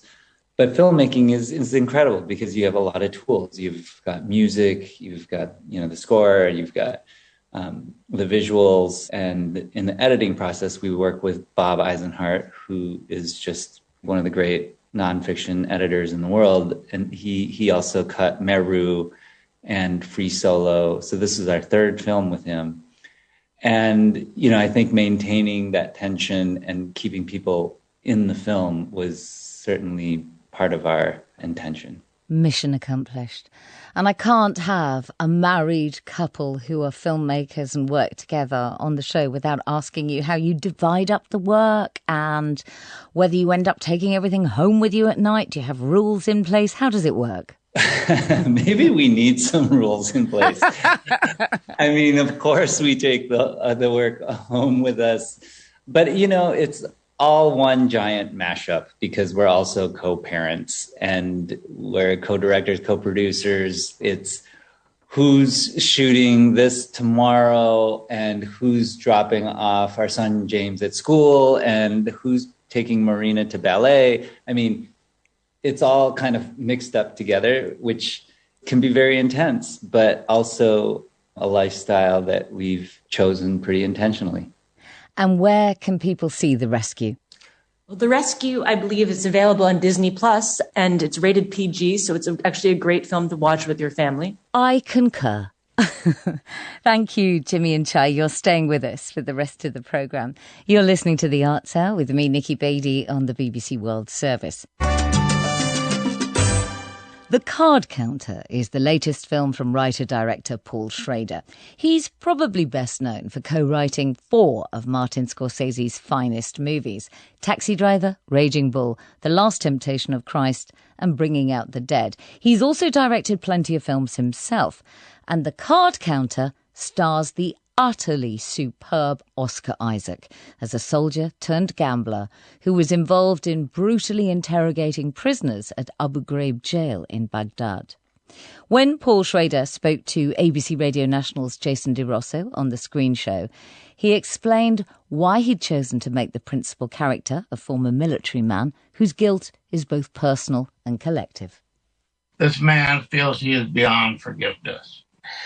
So this character, and people have a hard time really understanding guilt anymore because we try not to have any guilt. I didn't lie to you. I misspoke. I'm not guilty. It's my society, And so I wanted to try to find something where people would say, yes, that is not forgivable. And this idea of being a stain on a blot on your country's identity, people could understand, because even after all the players' names are forgotten and they're all dead, that stain will remain there. So when I was looking for something that would really resonate as something you could feel that you couldn't be forgiven for, I came up with Remembered Abu Ghraib. Tell me about why you made him a gambler. Well, I'm always on the look for an occupation that people think they know, but has a deeper meaning, whether that be a cab driver or a gigolo or a drug dealer. And I saw these poker players on TV, and they're all over the place on American TV. I suspect they are, and Australian TV as well. 10, 12 hours a day, just sitting playing cards, 6, 7 days a week. And at that level, playing cards is just like running numbers. It's your computerized mechanism, calculating the odds. And, what's the metaphorical truth underneath that occupation? This kind of limbo-like occupation where you're neither fully alive nor dead. And you live in this purgatorial sight and sound of the casino world. What is the metaphorical strength of that particular occupation? And I started then thinking about how it related to someone who might have felt the weight of true guilt and didn't feel he was punished enough and wasn't really prepared to live, but wasn't prepared to die either. So he found himself doing this. But I mean, gambling is not really poker playing. It's just a metaphor. Any more than a cab driver is like Travis Bickle or whatever. I just find these occupations and I make something else of them. Paul Schrader, The Card Counter is a dark and sober movie. It won't be to everyone's taste, but I do recommend it, especially for Oscar Isaac's intense performance. And comedian Tiffany Haddish plays a straight role. No laughs here. My guests on today's Arts Hour are filmmakers Jimmy Chin and Chai Vasarhelyi. I wanted to ask you both, first of all, whether you can play poker and count cards. Who has the poker face amongst the two of you? I could probably do pretty good poker face. Chai would definitely be a better card counter. Oh, okay. For sure, 100%. Thank you for being on the Arts Hour. Thank you so much. That was so fun. Finally, on today's Arts Hour, the legendary drummer Tony Allen, who died last year, was best known for his work with Afrobeat pioneer and Nigerian musical genius Fela Kuti. Tony's style was unique and his drum patterns are instantly recognisable. Remy Kabaka Jr. is a British record producer who's also the drummer with the virtual pop band Gorillaz, and he had the joy of playing alongside Tony. Remy spoke to the BBC's Cerys Matthews about what made Tony Allen so exceptional. He was the first master drummer. He was the first person to make the drum the most prominent thing within a set. And the best make the difficult look easy. Yeah. And they're usually doing something when you think they're not doing anything. And I think that probably goes with most things, right? They have a subtlety of touch, which means that they expend very little energy, but they still get the message across. And if any drummers are out there and listen to this, from the wrist down is where it is. He's about as far from Dave Grohl, respect to Dave Grohl, as you could get. Do you see what I mean? Remy, yeah. You've got some music lined up for us, so why have we picked this one in particular? It's Cosmosis. We're quite verbal people. The Yoruba like to speak, and it was the first musical meeting between him and Ben Okri, and they're both beautiful poets, I think. And Skepta's in the mix, and the first time we tried to cross that bridge between Afrobeats and Afrobeat, and tried to bring those three generations together. So very special for me to be in the room with those giants, kind of. Tell us more about that, the difference between Afrobeats and Afrobeat. Well, it's when the political becomes commercial. It's whatever happened to funk or disco or Latin music in the 70s. You know, it started as a political force. It was absorbed by the second generation, who did more than protest with it. They started to take over the world with it, which is the difference between Afrobeats and Afrobeat. And Afrobeat is the father, and the junior is whatever you're hearing on the radio now. You know, this is fabulous. So, thank you for that clarification. It's just a family tree. It's just a funk family tree. She was looking for a prince, so now she's hitting the road. She tried kissing a frog, oh now she's licking a toad. Spiritual girl, she's got a story to tell. She taught me to love myself, forget everyone else, forget and I forgive. I don't give it attention. How you feel about me, it's just a reflection. I'm out of my ego, I'm back into space. Hold me in your arms and feel the connection. Let's talk about the science of how things break. That's it for this week's Arts Hour. Thank you to both my guests, Jimmy Chin and Chai Vasarhelyi, and thank you for your ears. If you'd like to be in touch with the show, you can email the Arts Hour at bbc.co.uk. For now, from me, Nikki Beattie, studio manager Donald McDonald, and producer Oliver Jones, see you next week.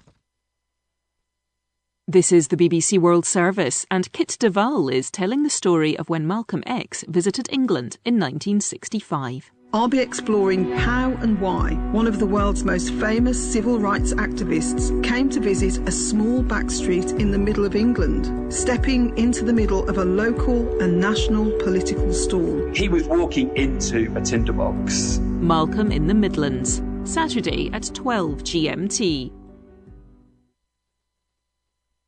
At bbcworldservice.com, The Explanation with Anu Anand. Iran's rulers are perpetually at odds with America and many Western countries. Rana Rahimpour is a journalist for BBC Persian. She's perfectly placed to help me understand Iran from both a personal and professional perspective. This is the BBC World Service, the world's radio station.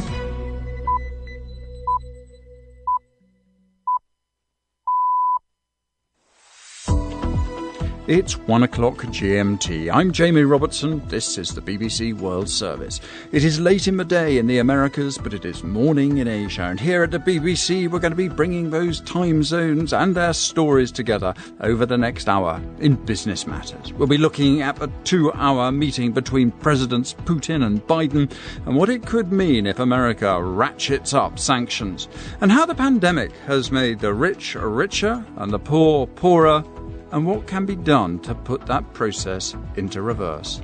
You have, these financial markets that continue to rise and rises, while the real economy actually is in a very bad position. And without the intervention of governments, well, the real economy would have really collapsed.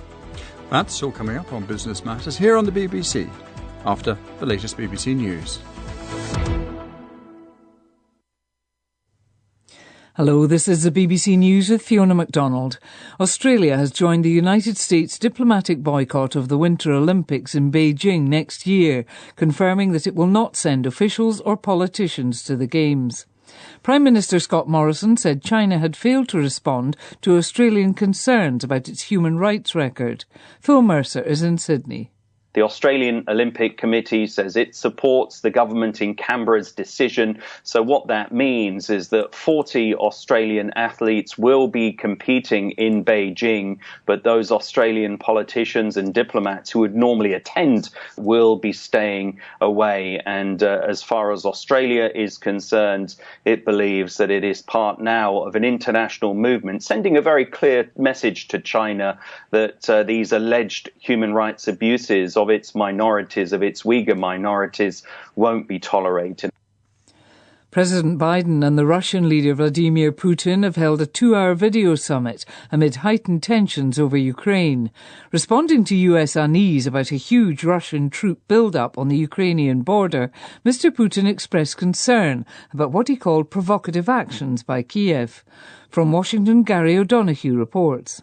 Joe Biden's national security advisor Jake Sullivan said the president had made it clear that should Russia escalate further, there would be additional defensive military equipment made available to Ukraine itself, and potentially more capabilities and troops for NATO countries in the region. In response, the Kremlin blamed NATO for building up Ukraine's military capacity and reiterated its wish to see legal guarantees restricting NATO expansion eastwards. A group of gunmen in northern Nigeria's Sokoto state have ambushed a passenger bus and burned at least 30 people to death. 7 people survived the attack. Villagers and commuters in the northern state are increasingly being targeted by gunmen who move around on motorbikes, often abducting people and holding them for ransom. A bill legalising same-sex marriage has had a comfortable passage through both houses of parliament in Chile. The country now becomes the 8th in Latin America to authorise such unions. Nicholas Rocha has more details. Despite their strong Roman Catholic backgrounds, in the last few years Latin American countries have been approving same-sex marriages. Chile had been awaiting this bill since 2017, when it was sent to Congress by the then-President Michelle Bachelet. It has the support of the current president, Sebastián Piñera, who's expected to sign it into law later this month. The country had legalized same-sex civil unions 6 years ago, in 2015, but now same-sex couples will enjoy the same rights as any other couple, such as adopting children. BBC News. French police have arrested a man suspected of involvement in the 2018 murder of the journalist Jamal Khashoggi, but the Saudi Arabian embassy in Paris says the Saudi national is not linked to the case and should be released immediately. It said the Saudi judiciary had already jailed people for the crime. Mr Khashoggi was murdered in the Saudi consulate in Istanbul. A video has emerged which shows senior aides to Britain's Prime Minister Boris Johnson joking about a Christmas party inside his official residence, just days after staff are alleged to have gathered in breach of lockdown rules last year. On Tuesday, Downing Street again insisted there was no Christmas party and coronavirus rules had been followed at all times. The winner of this year's Nobel Prize for Literature, Abdul Razak Gurnah, has described as inhumane the responses of Britain and France to migrants trying to cross the Channel. Thousands of migrants have crossed from France to Britain this year. Here's our Africa editor, Mary Harper. Abdul Razak Gurnah said he found it strange the way language about migrants is constructed. He said racism was used to make them as other as possible from host populations, that panic was created about so-called waves of foreigners coming to overwhelm Britain and France. The Nobel laureate said he simply didn't understand why British ministers refer to migrants as criminals and thieves when some in the government come from immigrant families themselves. Samoa's Prime Minister Fiame Naomi Matafa has told the BBC the international community must come together to tackle the impact of climate change. She said leaders should apply the same urgency as they have in fighting the coronavirus pandemic. Pacific Island nations contribute only a tiny fraction of global carbon emissions, but experience the effects of climate change. BBC News.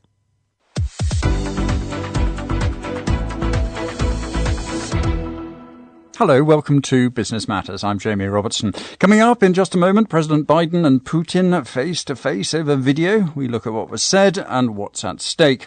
And can our passion for super-fast grocery goodies to our door outlast the pandemic? In 1 year, we are €100 million growth level of sales. It's not only because of the pandemic. We see this rhythm right now, right after the pandemic. So it's really a new habit of customers that we observe. We'll be talking about that in just a moment, but I'm going to be joined throughout the programme by my two guests. They're on opposite sides of the world, as usual. Mitchell Hartman is senior reporter at Marketplace, our sister programme in the US. He's in Portland, Oregon. Mitchell, welcome to the programme. Good to be here, thanks. Nice to have you with us. And Stephanie Yuentio, who is joint managing partner at TSMP Law Corporation in Singapore. Stephanie, good morning. Jamie, very good to be back. Thank you very much. Nice to have you here too. Now, let's start the programme with the sound of a little bit of international diplomacy. Here we go. Hello. Добрый день. Good to see you again. Unfortunately, last time we didn't get to see one another at the G20. I hope next time we meet, we do it in person. They also sound so friendly, don't they? That's US President Joe Biden talking to his Russian counterpart Vladimir Putin. They held a lengthy virtual summit on Tuesday. Mr. Putin was in his residence in the Black Sea. Mr. Biden was in the White House. And over the 2 hours, Mr. Biden voiced deep concern over Russia's build-up of military forces near Ukraine. And he warned of strong economic sanctions in the event of military escalation. Mr. Putin demanded legally binding security guarantees that would rule out Ukraine joining the NATO military alliance and for a reduced US military presence in the region. National Security Advisor Jake Sullivan gave US reporters some idea of what had been discussed. President Biden was direct and straightforward with President Putin, as he always is. He reiterated America's support for Ukraine's sovereignty and territorial integrity. He told President Putin directly that if Russia further invades Ukraine, the United States and our European allies would respond with strong economic measures. We would provide additional defensive materiel to the Ukrainians above and beyond that which we are already providing. And we would fortify our NATO allies on the eastern flank with additional capabilities in response to such an escalation. National Security Advisor Jake Sullivan's fairly blunt talking. Let's look, though, at what those sanctions and further measures might actually mean. Edward Fishman is a senior fellow at the Atlantic Council's Eurasia Center in Washington. He advised on Russian sanctions for the US State Department. That was during the Obama administration. So I asked him what Joe Biden wanted from this meeting. So the Biden administration is trying to achieve deterrence. And that's challenging because Putin has massed significant forces along the Ukrainian border and has signaled, serious intent about a potential military offensive. Ukraine is not a member of NATO, and so doesn't sort of by definition or by treaty necessarily require the U.S. to come to its aid militarily. So what the Biden administration is trying to do is to show that very serious economic consequences would go into effect should Putin act. And I do think that today's meeting, coupled with the readout from the call that Biden had with European leaders yesterday, does send that signal to President Putin. Do you think it's realistic that Russia would invade Ukraine? I mean, why would they? What would they gain from doing something like that? It's a good question. And I do think that, sometimes you have to ask yourself, is this happening in 2021, right? A military invasion into a neighboring country. But I do think it is realistic. And in fact, Russia did invade Ukraine in 2014 and annexed a large part of its territory, the entire Crimean Peninsula, and has had forces in Ukraine and been aiding Ukrainian separatists ever since. They also invaded Georgia in 2008. I think what they would be trying to achieve would be to decisively make it impossible for Ukraine to become part of the West. I think Ukraine has, albeit with a lot of, bumps along the road, been migrating in the direction of Europe now for quite some time. And I think that's unconscionable to Putin.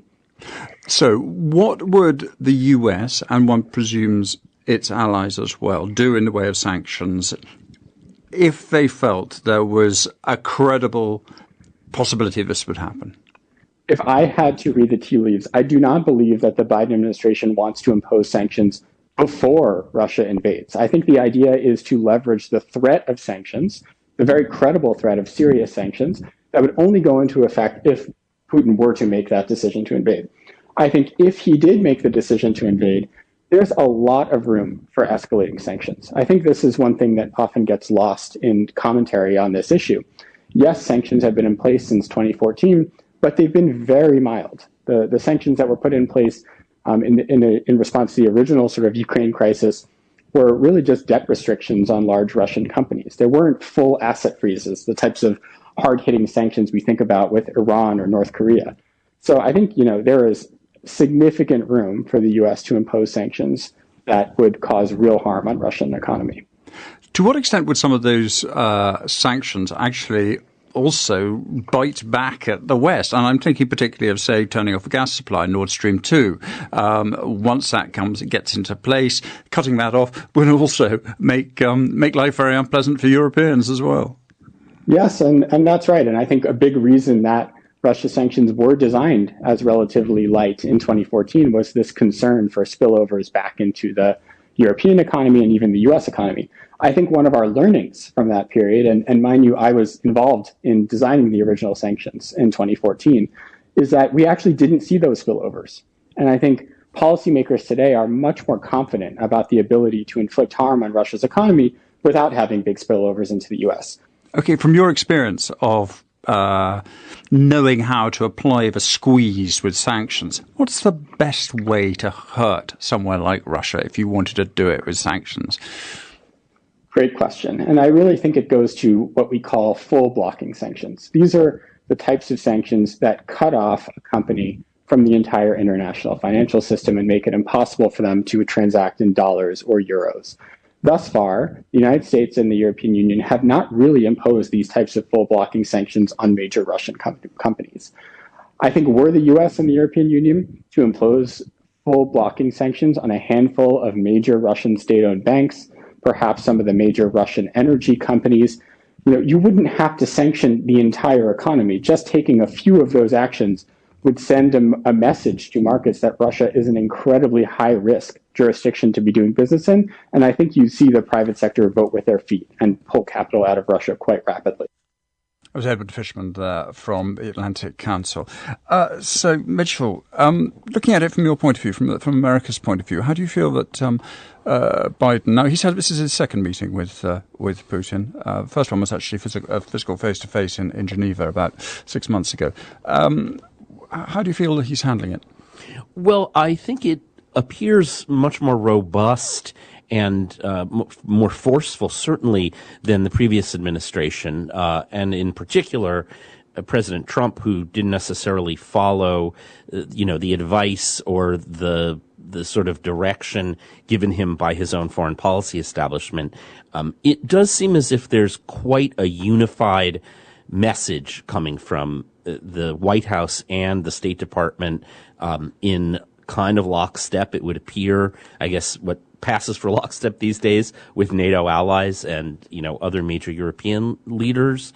And it seems to be a strong presence that we maybe don't even necessarily hear from President Biden on domestic issues as much. He's really, seeming to make a significant stand here, at least in holding the summit, in getting a lot of attention for it, and speaking reasonably forcefully. But does foreign policy really cut much ice with voters or his constituents back at home? I don't think so. So I think the that point, the audience really? Is it just that he yes. Do you think it's just he enjoys it? He likes foreign policy, doesn't he? He certainly has been involved in it, and of course, he has a very direct connection to Ukraine. It was one of his briefs under President Obama, when he was vice president, and of course, the scandal over President Trump's attempts to get the Ukrainian president to, maybe investigate Joe Biden's son. All of this means that this is a familiar folder for Biden. I don't think it's particularly important to Americans, except that the idea of a European war and, Russia actually invading and the Americans having to do, even with NATO allies, something. I don't think anyone is worried that we're going to have a draft and American soldiers are going to be sent into Eastern Europe or anything. But, I think Americans understand that that Eastern Europe is volatile and don't want to see anything happen. Stephanie, the view from Southeast Asia,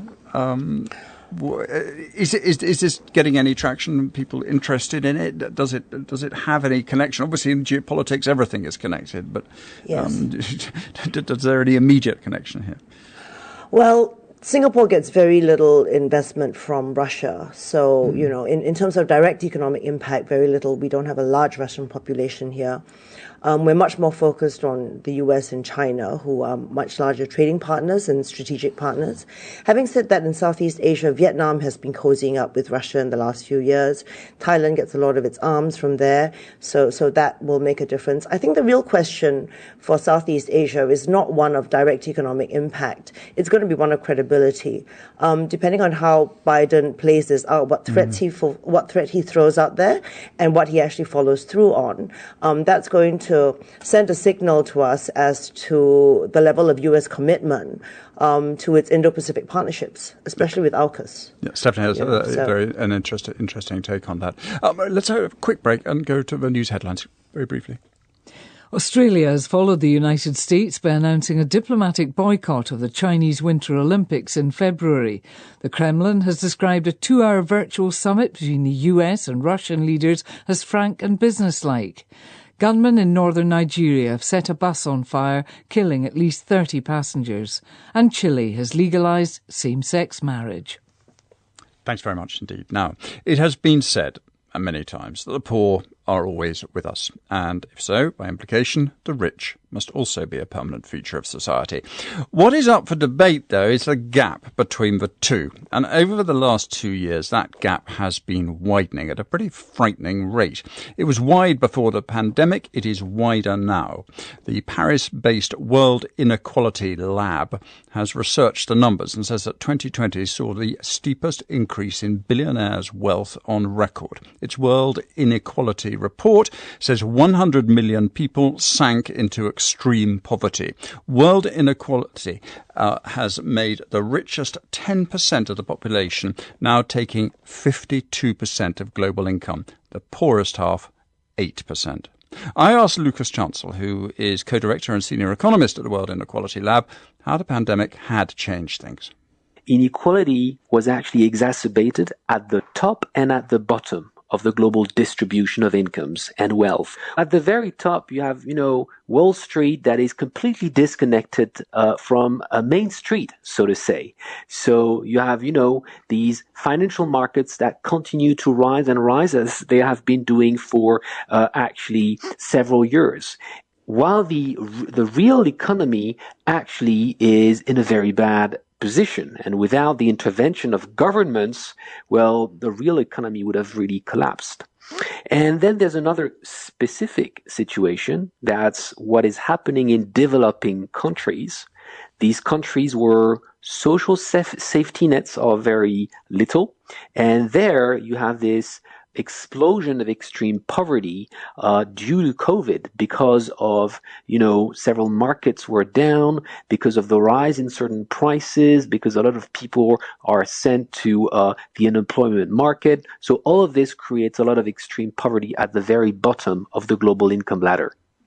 Is it to do with income or is it to do with asset valuation, i.e. the value of people's property, the value of their stocks and shares, or is it to do with how much money they're making month by month? Actually, it's both. So at the very top, it's largely an asset valuation phenomena. So, stock markets are continually growing, and actually this reflects also in part, the rising power of those who own these assets, the rising power in society is, coming with this continued valuation of these, few big companies. And at the very bottom, it's about income, because people do not own any assets at the bottom of the social scale. But some countries must have handled this better than others, or not been as affected as much as others. I mean, inequality is not distributed equally, as it were, around the world. Absolutely. So that's a key message from this report, especially when we look at incomes. When we look at incomes, we see, different patterns, different trajectories, and that's the good news. Some countries are doing better than others when facing globalization, for instance. And this means that, things can be done. It's possible to tackle inequality with social policies, with fiscal policies. And it's pretty clear when you observe the difference in trajectories between Europe, for instance, and the US. How do you change this? What do you do in order to be able to create more equal societies? Is it something that government has to do, or can the market work it out for itself? Over the past few decades, a lot of people were thinking that, we need to believe in trickle down, and we need to implement trickle down economics in order to ensure prosperity for all. What trickle-down economics says is that, the less taxes you have for the wealthy, the less regulations they will face, the more investments you will have in the economy, the more jobs, the better the country will be, the more prosperity it will create. Well, in fact, we see that trickle-down didn't deliver. And, today we're realizing that, in fact, another vision of things is actually pretty important. And this other vision is to say that if you invest in education for all, if you invest in healthcare for all, if you have good, robust public services where everybody can have access to these services, this is how you generate flourishing, dynamic economies that innovate and societies that just work well. And for this to work, you also need taxes. And so you also need fair taxes.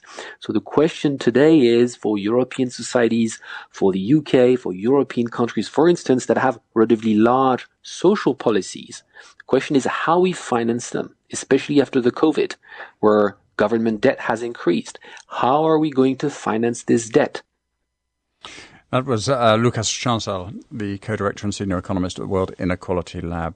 Stephanie, I've always imagined Singapore, and what I've seen of Singapore, as being a pretty equal society. The gap between rich and poor I've never thought of as being particularly wide. Have things changed? I mean, or is my perception wrong? They've changed a great deal, Jamie. I have to say, though, that the government has been relatively good at managing the bottom layer of the economy. We have a lot of aid. We've still got very cheap public housing.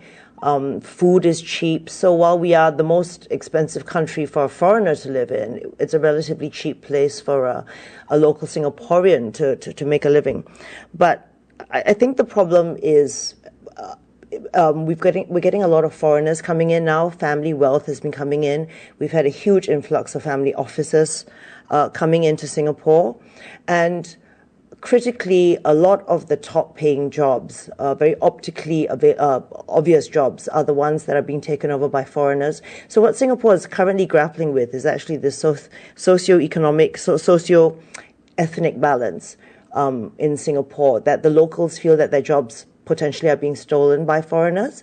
And that's been one of the issues that we've been discussing. I don't think that's entirely fair, but, it is one of the issues that comes up. That's interesting. When you say foreigners coming, are you talking about big international investors with a great deal of money taking out the property market? No, we're talking about employees. We're talking about employees. Right. Yes. So we've got low-paying jobs that have been taken up by foreigners, which we don't mind, obviously, because there's no Singaporeans taking those jobs. We've got some more high-profile jobs that have been taken up, and Singaporeans losing their jobs will feel that that's not very fair. So this is causing a division in society, but it's not necessarily a sort of wealth gap, particularly, but it is definitely a sort of social divisions. Yeah, but if you walk down Orchard Road these days, every third car is a Bentley, and it's a Bentley in a god-awful bright blue or disgusting green. And it's a very obvious kind of sign that the foreigners are here because, Singaporeans would buy those sorts of cars. And so the wealth, and also our land prices have gone up a great deal, largely because foreigners have come and bought up all the very expensive real estate.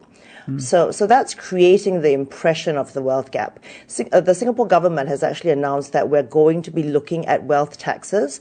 As to exactly what that is, nobody knows at this stage. It's going to be a very thorny issue, but that's already being discussed. We have an aging population, which means that we need to fund the social safety nets. So even if we have enough reserves to handle the COVID support schemes, with an aging population, we're going to need to be able to look after them, especially as people get sick and stay alive for longer. Mitchell, interested in your thoughts on this, about the sort of what has happened in terms of equality. I mean, again, I have the impression of America as being very much the opposite of somewhere like Singapore, a place where there are very rich and there are very poor. Yes, it is quite the opposite. Although we also have the very, very fancy cars. They're not Bentleys. They tend to be Teslas, and they're in just as electric blue and green colors, it feels like to me. But what is interesting in the U.S., and it's almost an accident that it happened, is that in the midst of the pandemic, the poverty rate actually did not go up in the U.S., and that's in spite of the fact that a lot of the people who lost jobs in the early stages were in, face-to-face service work, everything from, office maintenance. Right. Nobody needed janitors and maids anymore in those places, to waiters and bus, people who bus tables and things.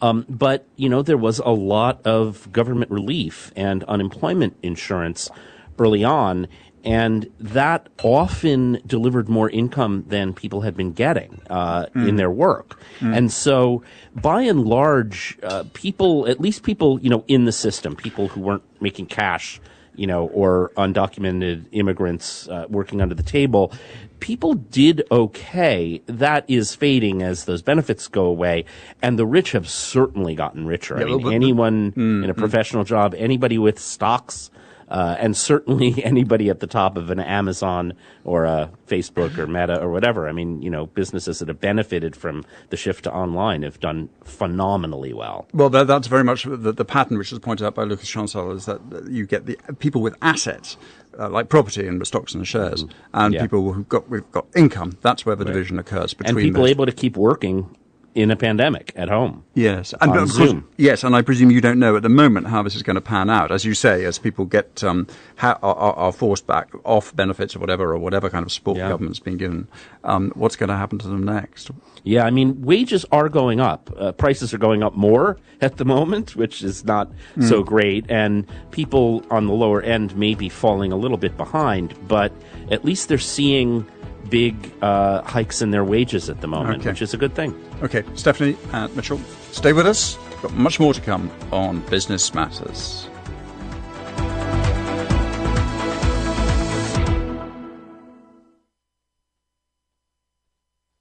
You're listening to the BBC World Service, where we're investigating the trend of giving away money online. Hi, I'm Daniel Linhart, and in 2016, I was a victim of a cryptocurrency scam. You should never have to give away your own money to win something. Since then, I've been obsessed with exposing online fraud. More recently, I've become fascinated by the hundreds of social media accounts which appear to be giving away free money.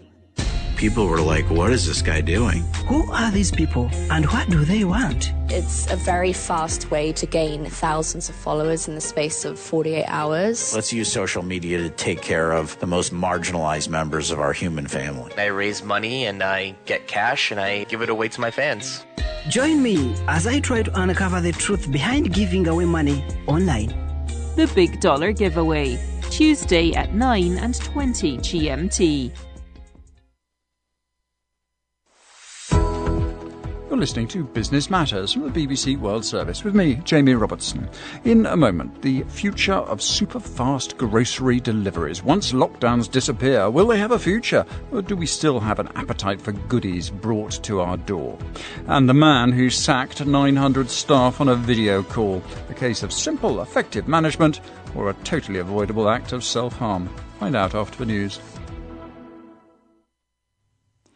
BBC News with Fiona MacDonald. Australia has joined the United States in staging a diplomatic boycott of the Beijing Winter Olympic Games over human rights violations. The Prime Minister Scott Morrison said Australian athletes would still compete. The Kremlin has described a virtual summit between the US and Russian leaders as frank and businesslike. President Biden warned of severe economic consequences in the event of a Russian invasion of Ukraine. President Putin blamed provocative actions by Kiev and NATO for the heightened tensions. Gunmen in the northern Nigerian state of Sokoto have ambushed a passenger bus and burned at least 30 people to death. It's thought the victims were trying to leave the area to escape a surge in violence. Chile has become the 8th Latin American country to legalize same-sex marriage. The law will also enable married couples to adopt children. French police have arrested a man suspected of involvement in the 2018 murder of the journalist Jamal Khashoggi. The Saudi Arabian embassy in Paris says the 33-year-old Saudi national is not linked to the case and should be released immediately. Washington has targeted with sanctions Iranian, Syrian and Ugandan officials and organisations it accuses of rights violations. Many on the list are linked to Iran's security services. A video has emerged showing senior aides to Britain's Prime Minister Boris Johnson joking about a Christmas party at his official residence, just days after staff are alleged to have gathered in breach of lockdown rules last year. Downing Street has insisted there was no Christmas party and coronavirus rules had been followed. And Samoa's Prime Minister has told the BBC world leaders should tackle climate change with the same urgency as the coronavirus pandemic. Pacific Island nations contribute only a tiny fraction of emissions, but experience the impact most harshly.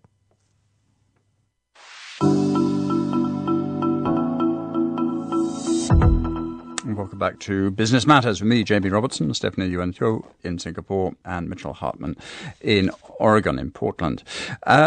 I want just to pick up on some of the things we were talking about just before we went to the break, Stephanie, about the state of COVID, what COVID has done to Singapore over the last 2 years, but also what kind of position you're in at the moment.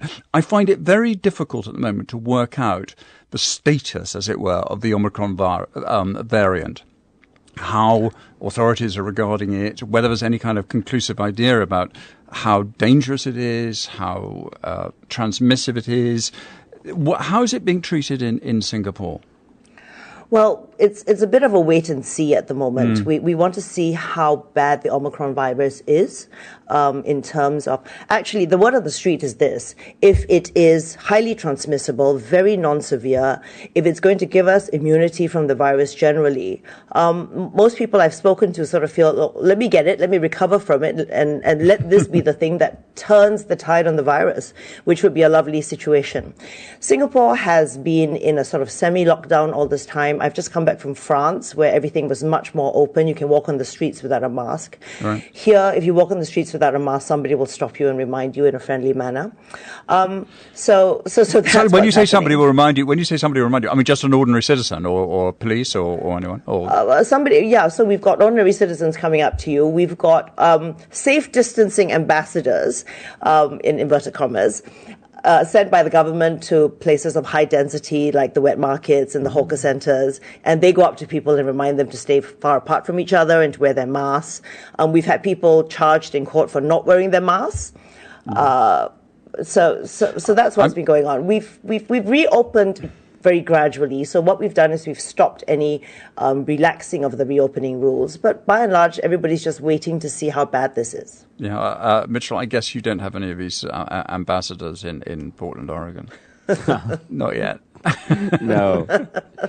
But we have had in New York, we've had these mandated vaccines. You can't work for a private company. You can't go into work at an office in a private company. At least this from the end of the month, you're not going to be able to, without a vaccine. Are things going that way, do you think, in the States, in any other states outside of New York? They might in the more liberal states, especially if they start seeing spikes in COVID again. I don't know that it's going to make a difference if it's Omicron or if it's still Delta, which is still, raging among the unvaccinated, especially in the Northeast and the Western U.S. President Biden, has instituted a vaccine mandate for private employers with more than 100 employees, but it's at the moment held up in the courts, and that may take a while, and they may, win. They may block it. It may never really happen nationwide. The truth is that a lot of private companies are imposing their own mandates, and there's nothing to stop them from doing so. And a lot of very large corporations are doing that. Airlines are, and so some of the big retailers. So it may increasingly become a reality that it's hard to hold a job with a major corporation if you are not vaccinated or not, willing to subject yourself to a test every week or something. But it's very unpopular in certain parts of the country. Those are the same parts of the country where there's a lot of unvaccinated people and where there's also been a lot more death from COVID. Yeah. Where you are, what's the mood like about this, about Omicron, about COVID? People just exhausted about it, or are they sort of, do you think, learning to live with it at all? Well, in Oregon, we actually still have a mask mandate. It's one of the few states where it's survived, and we've still done it. And it's partly kept the COVID deaths and cases quite low here relative to other parts of the country. I will say that it is virtually impossible to get a booster shot at the moment, and vaccination has gone up, and booster shots, everybody wants booster shots now. I think it's because of Omicron. I think it's that people got a little bit freaked out and came out of complacency. I spent about 2 hours online yesterday, and I couldn't get an appointment any earlier than early January. I finally found one pharmacy out in the suburbs where we're going to get them 2 days before Christmas, and I'm going to drive out there a whole bunch of times with different members of the family to get our jabs. But people are worried about it, and Anthony Fauci says maybe we don't need to be quite as worried about it, and the stock market apparently seems to think the same thing, although I don't take my epidemiology from the stock market. No, maybe we shouldn't. It was at an all-time high, but the NASDAQ was an all-time high today, so maybe, yes, it doesn't seem to be doing it. The stock markets don't feel quite the way the rest of us do. If you are an investor with one eye on the stock market, one phrase that might have caught your attention over the last 2 years was stay-at-home stocks. These are the shares in companies that were making money bringing services to your home, be they movies, telecoms, fitness, workouts, food. Some have faded a little as the lockdowns eased off, but super-fast grocery delivery apps are still booming. Do the apps that deliver from the shop floor to your front door, literally in minutes, have any staying power? My colleague Victoria Craig's been finding out. About 2 weeks ago, I was standing in my kitchen staring at my washing machine. Not because I wanted to watch my wet clothes take a spin, but because the smell of burning rubber made me rush in. As you can hear, something is clearly very wrong. And if I thought the smell filling the kitchen air was bad, the one permeating a week's worth of workout clothes inside was even worse. After trying and failing to get it out with a wash in my neighbor's machine, I realized I really needed reinforcements. But it was 9 p.m. on a Sunday, and none of the shops in my neighborhood were open. Not wanting my clothes to marinate in the stench overnight, I opened an app on my phone. I added a container of odor remover to my basket, clicked pay, and within minutes, it was at my door. Hi. This kind of ultra-fast convenience ordering is not new, but it has caught fire during the pandemic, with lockdowns giving startups in the sector room to thrive. Now, rather than putting on a pair of shoes, grabbing the keys, and heading to our nearest shop, we can open an app on our smartphone and order everything from cat litter to guacamole and have it in our door in as little as 10 minutes. Billions of dollars have been invested in the space, and consumers are eating it up. Experts say this is only the beginning. This might be the latest sign of the fever pitch the trend has reached. At a coffee shop in central London, baristas are slinging the latest brews, the lights are low, and influencers are posing for selfies with branded swag bags. This shop, at least for the afternoon, belongs to GoPuff to celebrate the company's launch in the UK. Yakir Gola is the co-founder and co-CEO of the 8-year-old US-based superfast delivery company. We launched GoPuff in college. I was doing deliveries because I was the only one with a car out of my friends group, going to the local store and said there has to be a better way to get convenience delivered. Sophomore year in college, we launched it. And, fast forward to today, right? We've been operating for 8 years. We have over 500 micro-fulfillment centers in over 1,000 cities. Micro-fulfillment centers are the secret to success for super-fast delivery companies like GoPuff. They are essentially corner shops, only open to the company's delivery drivers and staff. At this, one of GoPuff's 500 fulfillment centers, workers are bagging the latest order. It's 4 bags of Monster Munch, 4 boxes of dried pasta, and a package of plastic shot glasses. But the options on these platforms are not limited to big-name brands and shelf-stable items. Wheezy, one of GoPuff's competitors, offers to bring its customers cuts of meats from local butcher shops, whole meal kits from artisan kitchens, and fresh pastries made daily by nearby bakeries. Yeah, so croissant section. Northwest London-based bakery Sally Clark has partnered with Wheezy to get a range of its products into as many mouths as possible. Adrian McAlery is the company's director. So Wheezy, we deliver into their hub at about 3 o'clock every morning. So the product is 3 to 4 hours old when it gets to them. So what percentage of your business does Wheezy account for then? Wheezy is still very small. We've looked at that segment of the market before. Wheezy, however, seems to be the one that really wants to offer that neighborhood feel and that upmarket. So we are doing one of their hubs at the moment. The scope for volumes from us isn't very large. We haven't seen much growth in it, but again, that's because we're confined to a geographic hub. We've looked at doing other hubs for them, but those hubs are just geographically too far for us for it to make financial sense. Do you notice a pickup in general sales from it? The marketing value of branding yourself online with people walking into your shops, we just can't measure. We would love to, but we can't. So yes, I mean, we may have picked up 1% of retail trade through Easy, but we'll never know. One company that can quantify the value of its partnership with superfast delivery companies is the French-based supermarket chain Carrefour. Last year, it joined forces with Uber Eats, and this October, the pair launched 15-minute grocery delivery on a new platform called Sprint. The company's director of data and e-commerce, Elodie Pertuisseau, says it's the fastest-growing service she's ever seen in e-commerce. In 1 year with Uber, we are 100 million euro growth level of sales. It's not only because of the pandemic. We see this rhythm right now, right after the pandemic. So it's really a new habit of customers that we observe. It seems like a really good convenience thing, and especially when we're still sort of in the middle of the pandemic. But do you worry about what happens truly post-pandemic when people are back in the office, maybe they're walking by a shop, and maybe they won't use the platform as much? It's now the new normal to order your grocery, and if it's a small basket, it should come in a matter of minutes. If it's a large one, you even expect it to come in a matter of hours. When you know that's top of mind, you have this solution in superfast delivery, we think it's really only the beginning.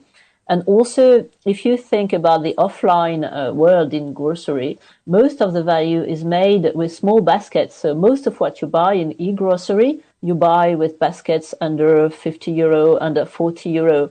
And this part of the market is not addressed with a traditional, I would say, e-grocery, which is more large baskets. So really express and quick commerce will be able to address what we all need, this kind of small baskets, instant convenience basket that you need for whatever reason, because you have dinner tonight, because you're cooking, because it's more convenient to you not to go down the street with your baby. You know, you have lots of situations. The boom in demand Carrefour has seen is the same kind of red-hot expansion the entire sector has experienced during the last nearly 2 years. Research from Bain & Company shows investors have plowed more than $14 billion into rapid grocery delivery apps since the start of the pandemic.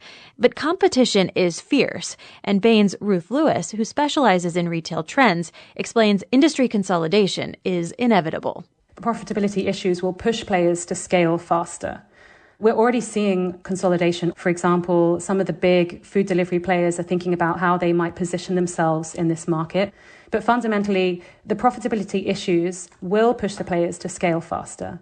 And also the incumbents, they will want to control and defend against the disruption that they're seeing in their own market. So can you just talk about the break-even points for some of these, how many orders these companies probably need to do a day in order to break even? Can you just walk us through some of those? Right now, the focus of these companies is on attracting new customers to sign up for the service. In order to do that, they're offering big money-off incentives on each order, and this is something that they'll have to move away from in the long term to become profitable. Players also need to look at the cost of developing the app and the infrastructure and the cost of the customer service center. So we believe at Bain that once players are not offering these big discounts to win customers, they'll still need to make 1,000 orders per day and increase average order value to about £30 to break even. I've noticed that there's a difference in the way that some of these companies operate. Some have a delivery fee, some have a minimum spend, some have points programs where you can get money off. Are some of those going to be key to figuring out which ones are able to keep their customers and which ones are able to stay in business? Yeah, I think the promotional offers are very important to winning new customers in the beginning. Consumers are quite sensitive to the delivery times, so being able to deliver in 10 minutes versus 15 can make a difference. It's highly possible that an individual might switch between two providers. One can offer fast delivery on one day and the other can offer fast delivery on another day. So delivery speed, I think, will probably drive usage of the apps in the future as well. That was Ruth Lewis of Bain & Company in conversation with the BBC's Victoria Craig. So I have to say, these are a bit of a stranger to me. I've got used during pandemic just to go out once a week to my supermarket, buy my stuff and come home with it. Super fast delivery is a bit foreign to me. Stephanie, what about you? What are your habits, your shopping habits in Singapore? So I get my groceries the same way you do. I do it on an app, and I usually do it, on a weekly basis. I can imagine a super fast delivery app would be great. Say you're having a dinner party and you forgot one element of your dinner, or if you're on a hot date and you realize you run out of condoms. I think that might be very useful. Yes, I hadn't thought of it that way, but yes, that's true. That's a possibility. Right? But let's get on to more serious matters. But what about onto the actual the staying power of a company that really has risen to power on the back of the pandemic? Are a lot of those companies going to disappear? Right. Is it really going to work in Singapore? Singapore is 42 kilometers across. You're never more than a few steps away from the nearest provision shop. So I'm not sure it makes that much difference here. Also, people will be sensitive to the delivery fees, and they will have to start charging delivery fees once the PE funds that the investors that back them go away. My issue also, Jamie, is what about climate change? What about the environmental impact? Previously, you would go to the shop and buy all the things that you needed from the mall. That would be one trip.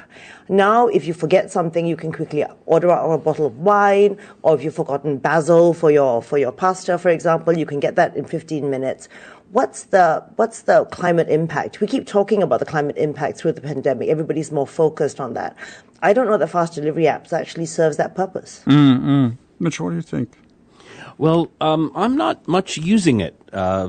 In our family, Portland, Oregon is kind of like a little Singapore, I guess. And, it's very dense, and we have the grocery store and, I guess even the condom store, within walking distance. And with groceries and condoms both, I kind of like to shop and look at what's on the shelf. So it isn't a big appeal to me, but then, there are a lot of people who, other journalists who I work with, especially in places like New York and LA, who really didn't go out for months and months. And, it was kind of thought aghast of going to a grocery store and exposing themselves to COVID, and shifted to online ordering and delivery the same day or the same couple of hours, and I think a lot of those people will keep doing that. I think it's a pain. Yeah, this is the question: is how much have our habits really changed for good? It's very difficult to say at this particular point, as we're still in the middle of it. But how much have they really changed? Do you think, or will they really change?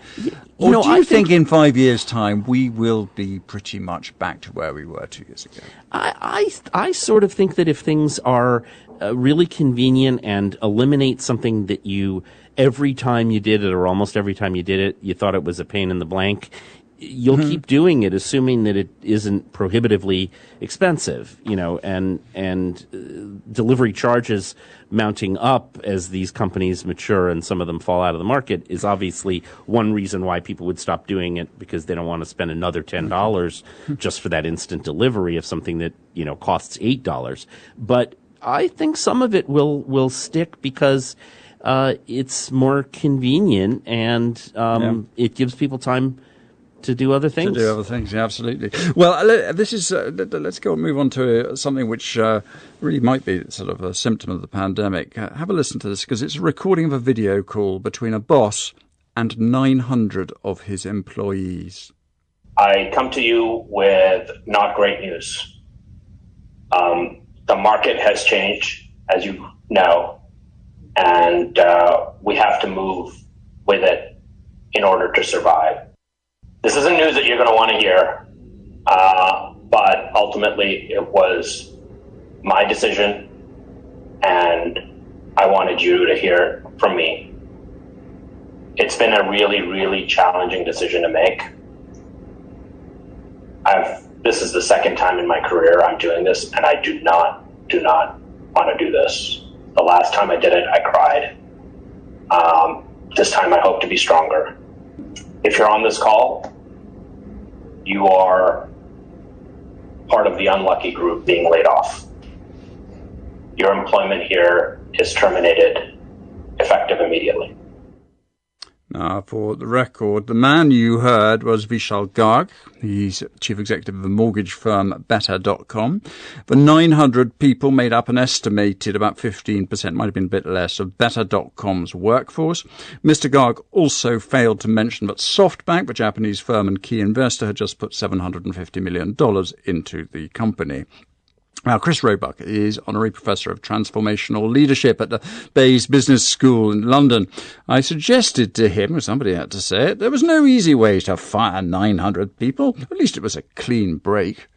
Yeah, it's certainly a clean break. The problem is that the impact on people of having a break like that, in terms of there being no warning, there being no consultation, and effectively, because this happened in US with a slightly different set of labour legislation, means you have no recourse. What about legally? Do you think the man is safe? I mean, of course, we're talking about specific laws in the United States, but he also accused people of being lazy, of working 2 hours and claiming money for 8 hours.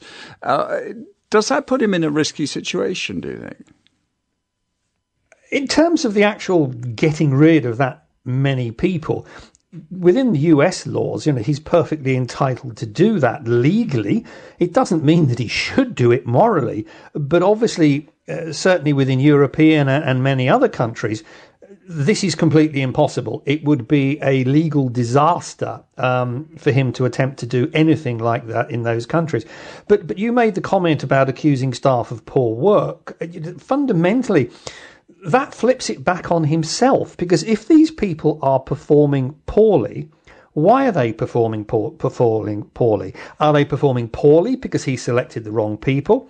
Are they performing poorly because they are not being supervised in the right way? Are they performing poorly because there is poor leadership? And each of those three comes back to haunt him. What I find staggering is that after these people were sacked, he effectively admitted to those that were left that he'd over-recruited in the pandemic. What about the people that are left? What effect would it have on them? I think that anybody who had any sense, who was looking at this guy's performance, would be saying to themselves, okay, let's just stick with this for now. But at the first possible opportunity that I have to jump ship, I will, because next time it could be me without any notice. And I would rather take the decision myself in my own time rather than have it forced on me at a time that wasn't of my choosing. But if you look at his organisation in terms of what he's done to his own brand, why would people say, oh yeah, I want to sell my house and I'm definitely going to sell it through that nice guy that just got rid of 900 of his staff? Do you think it actually would affect business? I mean, on the other hand, one could look at it and say this is a man, decisive, who's okay, ruthless, but, a man who knows what he wants and goes out and gets it. Yeah, but I think in terms of, the classic entrepreneurial behaviour, we take all these risks, we just go for it, et cetera, et cetera. But at some point in time, even if you're a pushy entrepreneur, you need to think about what effect your behaviour is having on the stability of your organisation and its brand in the market. And one of the fundamental things that you and I, Jamie, have seen with people who have moved from entrepreneurs into a situation where their organisation has got significantly larger is that they cannot stop being entrepreneurs and behaving in that way. And they cannot change to being a leader, which then puts the creation that they've worked so hard to do at risk because they can't make that transition. That's Chris Roebuck there from the Bayes Business School, London. So, Stephanie, what was your feeling when you heard Mr. Garg expressing his desire to get rid of 900 of his staff? I was frankly appalled, actually. I thought it was just such bad sort of planning. And I completely agree that it's the impact on the remaining 85% of your workforce that is really going to come back and bite you. And also, when you listen to what he said, it wasn't about the process. It wasn't about what they'd done wrong. It was about the last time I did it, I cried. Yes, it was all about him. Wasn't this it? time I hope to be stronger. Yes, it is about you, honey. That really struck me. Yep. And this wouldn't happen in Singapore. We've actually, in the last couple of years, put out guidelines as to how retrenchments ought to happen. There should be consultation. There should be objectivity and transparency. And what's very important is for the company to be on an ongoing basis communicating to the staff how they're doing, so that people are not taken by surprise that this isn't a rude shock. So I think that's important. On the other hand, I do tend to think, I don't feel any pity for this man at all, but I do think that probably at the end of the day, the 900 people, I do not know about the 900 individuals, and obviously it's been awful to them and the shock has been terrible. Yes. But in a way, I imagine there are competent people who will get out of it and will go on and do something else. The damage he has done to his own company, his own brand and his own reputation, I think is really quite serious. As I say, I don't feel sorry for him. Mitchell, what do you think? Well, I'm with Stephanie. I shed no tears for him, and I wouldn't want to be in a personal relationship with him because it would be all about him. I mean, I couldn't believe how long it took him to tell people that they were fired. That's what successful people are like. Successful people are very often, they are very selfish, very self-centered people. And he didn't, and he said he was worried about crying, but he didn't cry. He didn't seem to be, he's getting better at it, I guess. Which is Mitchell, horrible. He's stronger this time, Mitchell. Whatever doesn't kill you makes you stronger. But it didn't. It just fired them. It is kind of shocking. It is also true that at-will employees, unless you have a labor union contract, they pretty much can call you up and tell you you're done working, now. It's shocking in its scale, and just like you shouldn't break up with someone over WhatsApp, you shouldn't fire them over Zoom. Yeah, that's a good last word to end on. And our sympathies do go out to those 900 people. I wish you all well. But that is the end of our programme. This is the end of Business Matters for today. Thank you very much indeed for joining us. And Stephanie Mitchell, thank you for joining me on Business Matters. Goodbye. You're listening to the BBC World Service, where Anita Anand joins Professor Stuart Russell for his second BBC Reith Lecture. Artificial intelligence can help humans do a lot of things, like resolving conflict, Could autonomous weapons reduce collateral damage, or would their use in conflict lead to higher death tolls? The BBC Wreath Lectures continue today at 10 GMT. And in 30 minutes, it's My Arab Spring. 10 years on from the Arab Spring, many countries in the region are struggling to provide for their people. In the second episode, we're asking if the individual economic opportunities have improved. That's in half an hour after the newsroom here on the BBC World Service, the world's radio station.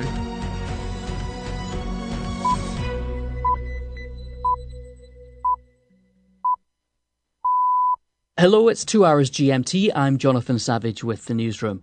China hosts the Winter Olympics just weeks from now, but international relations are going downhill.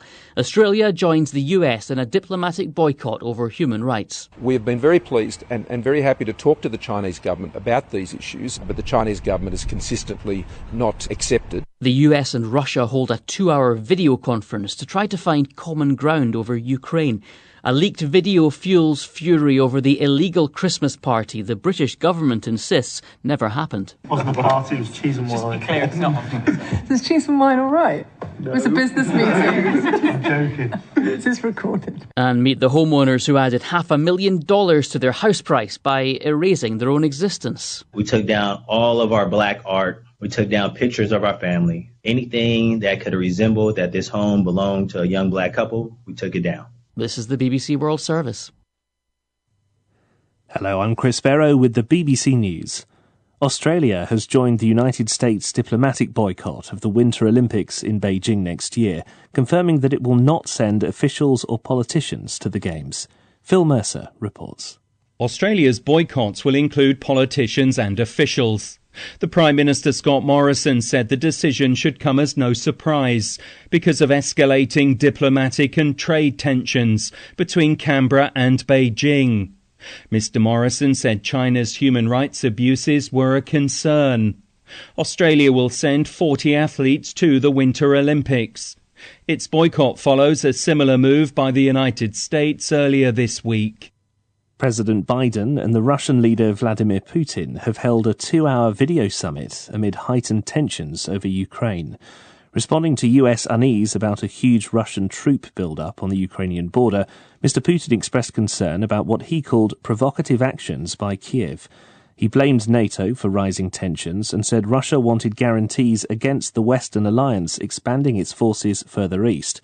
For his part, Mr. Biden warned of a strong reaction and economic consequences in the event of a Russian invasion. The Kremlin described the talks as frank. A group of gunmen in northern Nigeria's Sokoto state have ambushed a passenger bus and burned at least 30 people to death. 7 people survived the attack. Jessica McCallum reports. It's thought the victims were trying to leave the area to escape a surge in violence over the past year. Villagers and commuters in the northern state are increasingly being targeted by gunmen who move around on motorbikes and hide in the forests, often abducting people and holding them for ransom. More than 11,000 people fled Sokoto state for neighbouring Niger last month. A bill legalising same-sex marriage has had a comfortable passage through both houses of parliament in Chile, which now becomes the 8th Latin American country to authorise such unions. The law will also enable married same-sex couples to adopt children. A video has emerged which shows senior aides to Britain's Prime Minister Boris Johnson joking about a Christmas party inside his official residence just days after staff are alleged to have gathered in breach of lockdown rules last year. The video from December shows the Prime Minister's then Press Secretary Allegra Stratton joking with colleagues who ask her about reports of a party there. Sir Keir Starmer is the leader of the opposition Labour Party. We now know the government broke the rules, they partied, and now they're laughing about it. They're treating the public with contempt. Unfortunately, we've got a Prime Minister who is socially distanced from the truth. On Tuesday, Downing Street again insisted there was no Christmas party and coronavirus rules had been followed at all times. BBC News. The winner of this year's Nobel Prize for Literature has described as inhumane the responses of Britain and France to migrants crossing the Channel between the two countries. The Tanzanian-born novelist Abdul Razak Gurna said he didn't understand why British ministers referred to them as criminals and thieves when some in the government came from immigrant families themselves. It's as if they have had no experience of refugees. It's as if this is a new thing that hasn't happened before. When Europe, of course, let alone other ages, but Europe over the last 50 or 60 years or so, or more, maybe 70 years, has had experience of wave after wave of refugees who have turned out to be major contributors to the societies that has received them, important contributors. Some of the world's biggest streaming platforms and consumer apps have been disrupted by a major outage affecting Amazon's cloud services. From Los Angeles, here's Peter Bowes. Netflix, Disney Plus and the trading app Robinhood were all temporarily affected by the outage. Amazon's Ring security cameras, the mobile banking app Chime and the robot vacuum clean maker iRobot also reported problems. They all rely on Amazon Web Services to operate. Netflix reportedly lost about a quarter of its traffic. Amazon said many platforms had recovered from the technical problems, but it was working towards full reinstatement of services.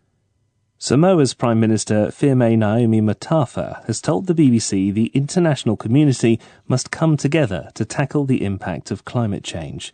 She said leaders should apply the same urgency as they have in fighting the coronavirus pandemic. Pacific Island nations contribute only a tiny fraction of global carbon emissions, but experience the effects of climate change most harshly. BBC News. Hello, I'm Jonathan Savage, and this is the newsroom from the BBC World Service. Now, the Winter Olympics in Beijing are less than 2 months away, but there's a growing chorus of criticism directed at the host, China. Australia has now joined the United States in a diplomatic boycott of the Games. That means it won't send officials or politicians to watch any events. The Prime Minister, Scott Morrison, said officials had failed to respond to Australian concerns about China's human rights record. The human rights abuses in Xinjiang and the many other issues that Australia has consistently raised. We have been very pleased and very happy to talk to the Chinese government about these issues, but the Chinese government has consistently not accepted those opportunities. It is not surprising, therefore, that Australian government officials would therefore not be going to China for those games. Australian athletes will, though. Our correspondent Shaima Khalil is in Sydney. So, Shaima, it's not incredibly new to hear that Australia have concerns about Chinese human rights. So why have they taken a stand on this particular event? It's interesting because, yes, the formal boycott of the Games are over the human rights abuses of the country's Muslim Uyghur minority, as the Prime Minister said. But what he also added was that Beijing's essential diplomatic freeze on Australia has also fed into that decision of the boycott. Essentially, that Australia has been trying to reach out to Beijing to engage in dialogue, and that just hasn't been happening. He said that, we've been happy to talk to the Chinese government about our concerns. The Chinese government has not accepted. Essentially, for the past 2 years or so, Australian ministers, officials have not been able to even get direct phone calls with their Chinese counterpart, let alone face to face. So this also needs to be seen in the context that, Beijing is essentially tuning out Australia from diplomatic conversations. Yes, the relationship certainly strained at best. Isn't this just going to make things worse, add to the number of issues that have caused problems? Absolutely. And I think, essentially Australia has now joined the United States in officially boycotting those games, but it must be seen, if you will, in an Australia, China, Indo-Pacific context, if you will.